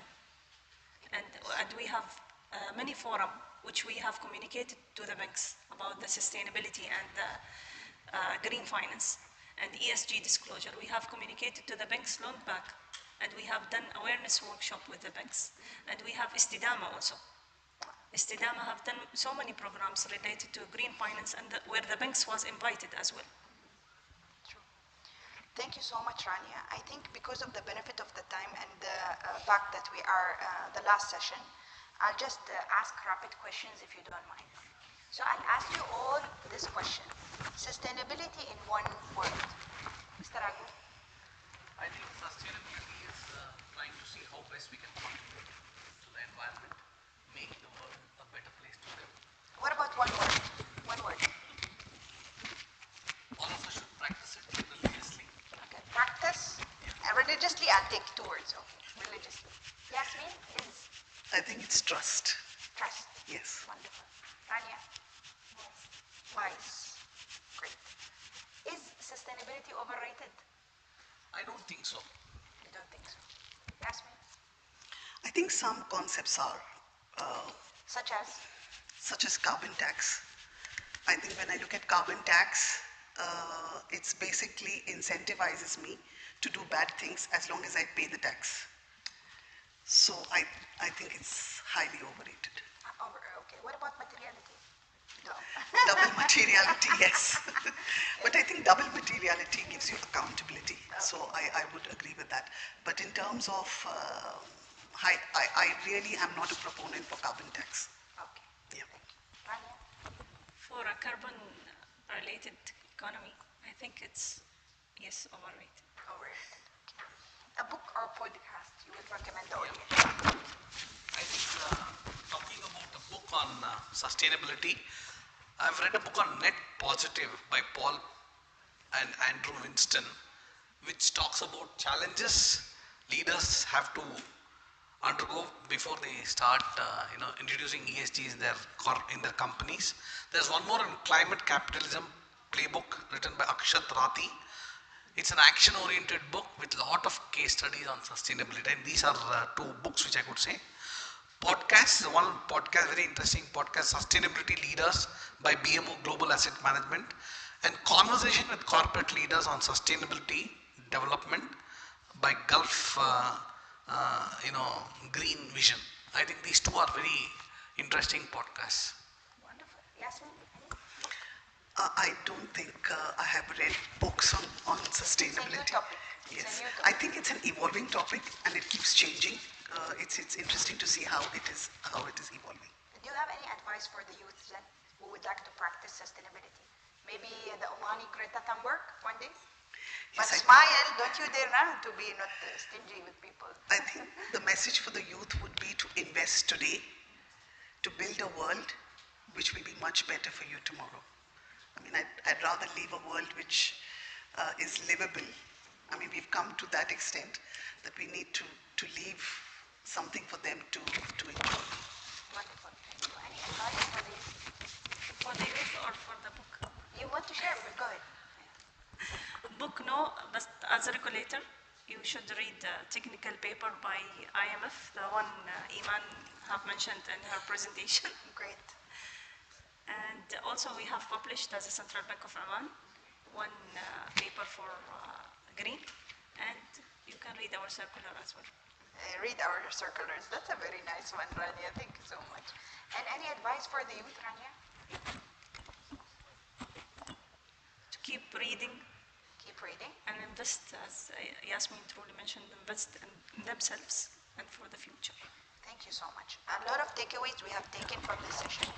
We had a tech expert who told us, and a research paper that proves that tech is enhancing sustainability. We had a chartered financial analyst who speaks a lot about investing in sustainability, and it has longer term benefits in future, and we have the regulator. I would like to open the for questions, the audience for questions. I know that probably some of you have burning questions, and I can see somebody really, but no cash flows, huh? Promise? Okay, go ahead. Can you state your name? I'm sure everybody knows, but I need to recollect. And also the question that you would like to address to one of the panel members. And keep it crisp and sweet. My name is Ritesh. I'm an Indian Chartered Accountant. in Oman for over 2 decades now. Um, my question is technically I cannot assign to anyone singly. Okay. My question is on the panel discussion topic, role of financial institutions. What is the interpretation of financial institution? Are you only saying banks? Or are you saying banks and insurance companies and sovereign wealth funds and investment holding companies? Because the only one who is regulated is the banks. Insurance is there, but from a FSA perspective. What about setting the limits? Sorry, I'm coming to same cash, but the whole idea is, because the topic was the role of financial institutions. To be very frank, I'm very happy with what our regulator is doing. To just add up on what my sister was saying from a CBO perspective, when they issued the circular in October 2024, first phase they made it mandatory on that very day. They mentioned there should not be any misleading communication by banks. So if you are saying I am financing to this much about green financing, then give the percentage of total book so people are not misled. So they made it mandatory effective on the date of issue of the circular. And from SME perspective, there are a lot of circulars supporting SMEs, restructuring opportunities, lot of things. So in my view, everyone considers it is only bank has to do. What about other stakeholders? Sorry, getting back to cash flow. Well, we have to look at the profitability, ROE and ROA at the end of the year. This is a very interesting question. He feels that the banks are heavily burdened with the disclosures, not the other sectors. Is it because it's a new science and we are, in fact, sustainability is quite new. It's only 25 years ago that they have discovered that we're doing harm for the environment. So Yasmin, I see that you're enthusiastic and you would like to answer this question. Go ahead. I think when we come back to who are the stewards of capital, banks are one. These are the pools of capital that would be able to finance these ventures. The others are, let's say, who invests in green bonds or sustainability linked loans. You have investors or projects which are seeking these funds. It can be a corporate, like Oman LNG might be able to issue a green bond, or it can be anybody else who has a project which needs this kind of funding. So who are the stewards of capital? So in your definition, alongside banks, it can be insurance companies, it can be sovereign funds, it can be, pension funds. But all of them, I think even sovereign funds and pension funds to that extent, need to protect capital for the future generations. And it's got to make sense for them to deploy capital. Of course, to a certain extent, you can say that, this is a requisite and it needs to be done and it's urgent and it involves the planet and all those considerations. But yes, formulating policies which are attractive enough to fund these ventures, these projects, all in good measure. I think all of these are pools of capital that you can tap, and all of these are financial institutions. To just add up on that, so in the financial institutions, my understanding is sovereign, investment holding company, insurance companies all come into picture, pension funds. But since there's no regulation on investment holding company, so proactively, like Norwegian sovereign funds, there's no regulator on them. But in their, specifically the policies, they have set out, no one is asking to give charity. Bankable, so basically when a financial institution is coming with a ESG bond, there should be mandate, so investment holding company should have a mandate in their own policy. But I think to your question, the world is changing very rapidly. Right. Now, when you look at the Norwegian pension fund, it's probably one of the most efficient or the most profitable pension funds in the world. And that also happens to be because it's seen a period of exceedingly low interest rates when it was funding these projects. So the cost of capital was very, very low. But dial down to today, every penny counts and your cost of capital is only going to increase. The premium or the risk premium that you're going to allocate is only going to be enhanced. So in this situation, the solution that you would come up with is that, the project, as I told you, the greeniums have vanished. So you need to have commercially viable projects Of course, you can have several things like you have mini perm loans, or you can have staple financing, or you can have, which incentivizes institutions to get into the fray. But at the end of it all, it's all make money. Maybe a little less, but make money. Yeah, so making money, fine. But there should be a direction set. So direction will set through policy or procedure framework of those entities which are not regulated by Central Bank of Oman, right? With all due regards, Central Bank of Oman and banking sector is doing the job which they can do. So what happens is, when we only consider financial institution as a bank, everyone starts pointing on banks. My whole contention has been, it's not a one-person job, it's a full society's job. We are the other stewards of society. They should set up their policies. No one is asking charity. You do due diligence, but you make it mandatory that you will start pointing on the KPI. Oman Vision 2040, 2030 has been set for a long time. So my question is, like those other companies, other basic sovereign funds outside the GCC have some specific criteria set. So minimum 10% into this category of bond, green bond or something. The regulator itself is saying, if a bank is going to give a misleading, I will levy a penalty. So the risk is very less for an investment community. So probably they should start migrating or putting across some thresholds in their own policy frameworks, because they are not regulated, saying, okay, 5, Mr. 10%. Yeah, okay, Thank sorry. you so much. You know, we'll have a lunch break. You can discuss at leisure. I would like to have a question from one of the youths over here, if it's possible. Any, expectations, anything for future? Over there, I see. Yeah.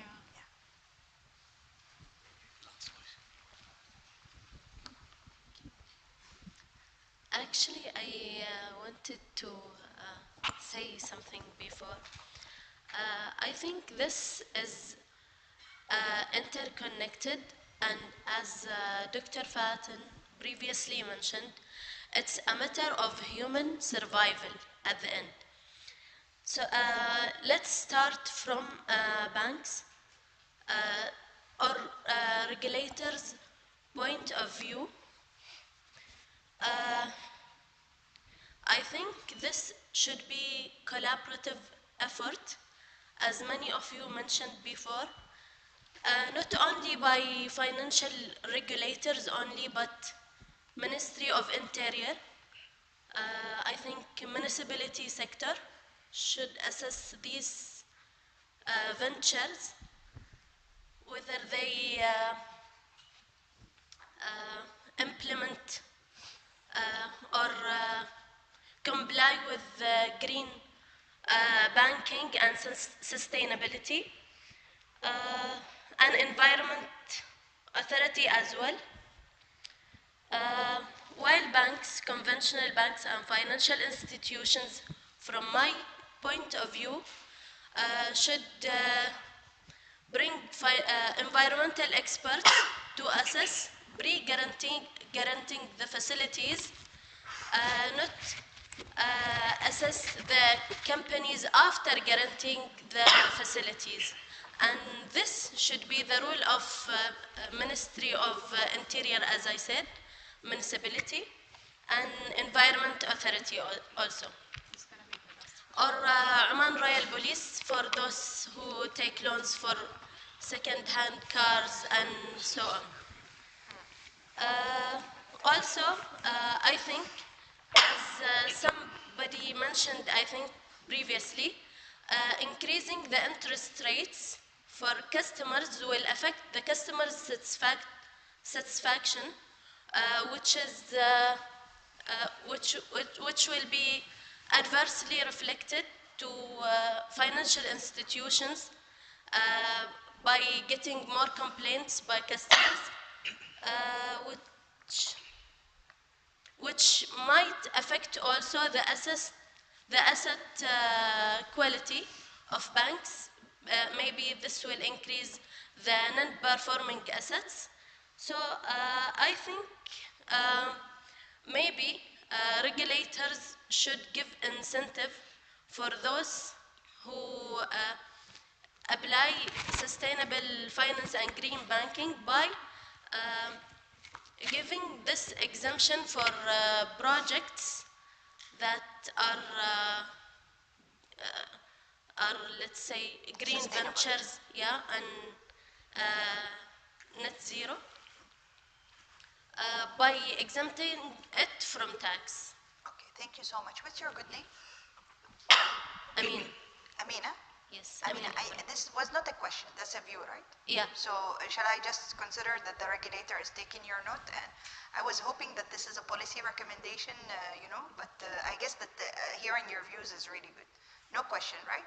So, okay, can we have a last question before we wrap up the session? No questions? Perfect. Thank you so much. I have two recommendations in books and series, if it's possible. The Sustainable State by Nair, Dr. Nair, his name. Very good book. And there is Breaking Boundaries, The Science of Our Planet. These are, it's a documentary available in Netflix. If you'd like to watch it, it's really wonderful. It made me tear a bit because there are animals which are going extinct. And there is a bumblebee in UK in the 90s, extinct. They had to actually borrow from Sweden the bumblebee to come and regenerate, go around. And the bumblebee especially is written in our holy book. It has a very beautiful function. And maybe the youth, if I can give you a challenge, if you allow me. Yeah, sure. Can you become a vegetarian for a week? Only 1 week, okay? Vegetarian for 1 week, okay? And if you avoid the plastic, these are nice Stanleys, if it's expensive, go to Mimoso, 4 riyals only. And instead of carrying the bottle, the plastic bottle, because there is a whole responsibility from all of us. So if it's corporate, SMEs, I never see the mishkak stand the same anymore because a lot of carbon. And the plastics, you can do this. Just make it a habit that you carry your water bottle with you. Apologies for taking so much of your time, but I'm sure that we'll network within the lunch, inshallah. Thank you so much.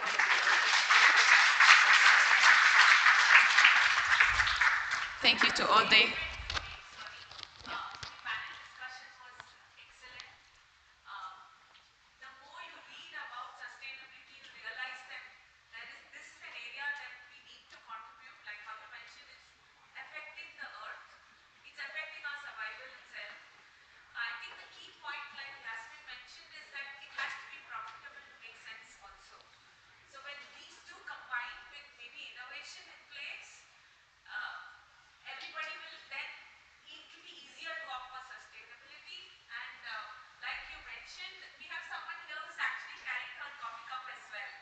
right.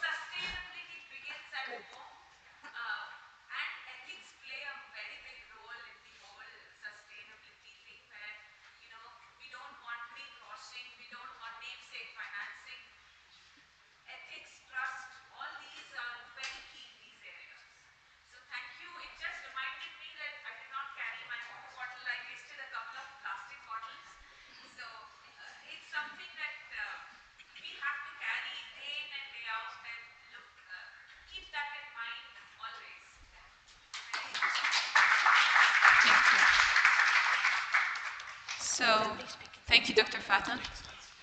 Thank you to all the esteemed panelists for the insightful discussion.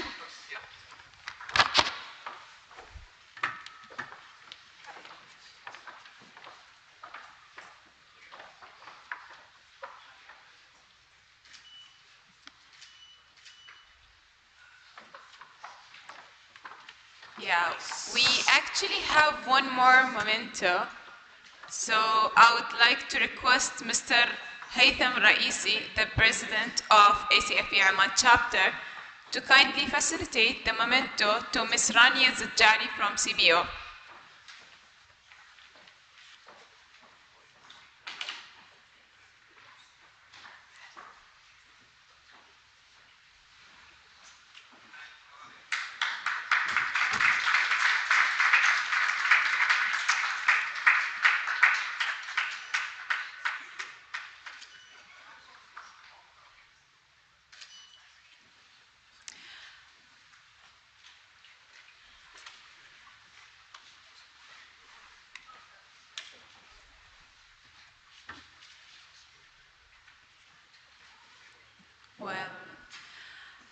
I would like to invite Sia Badri, Treasurer of ICAI, Oman chapter, to deliver the vote of thanks. Thank you, Afsha. Good afternoon, everyone. As we come the close of this impactful event, Sustainable Finance and Green Banking, it's my honor and privilege to extend the vote of thanks to all the stakeholders who are behind this to make this event grand success, and also extend there are few people who have patiently hearing, including the audience, from morning 8 o'clock to this time now. My first and foremost, I extend our heartfelt gratitude to the Dean of College, CBFS, Dr. Jaharan. With his guidance, we have been working since last 15 to 20 days to mark this event as a very grand success. And also I extend my gratitude to all the president of the sponsored chapter of CBFS, ICI of course, Oman chapter, then Ishaka Oman chapter, IIA Oman chapter, ACFE Oman chapter, CFA Oman chapter, and ACI Oman chapter. A special thanks to all our speakers and moderator of this event. This definitely their insightful thoughts and sharing the expertise on today's topic have definitely enlightened to us in a great way. I thank each one of you for sparing your valuable time and sharing the knowledge with all the attendees present here. To our audience, both in person and virtually, those who have attended through our YouTube link, which we had shared in various social media platforms, we thank for watching the entire session. With this brief vote of thanks, I request all of you to join with us for lunch. Thank you. Thank you once again.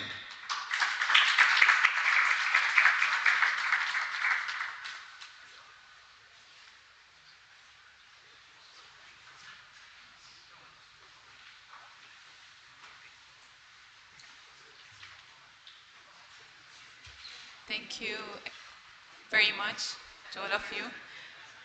This is Afrah Al-Ghafri from ACFE Oman chapter, and I'm a board member in the chapter. Thank you. Thank you.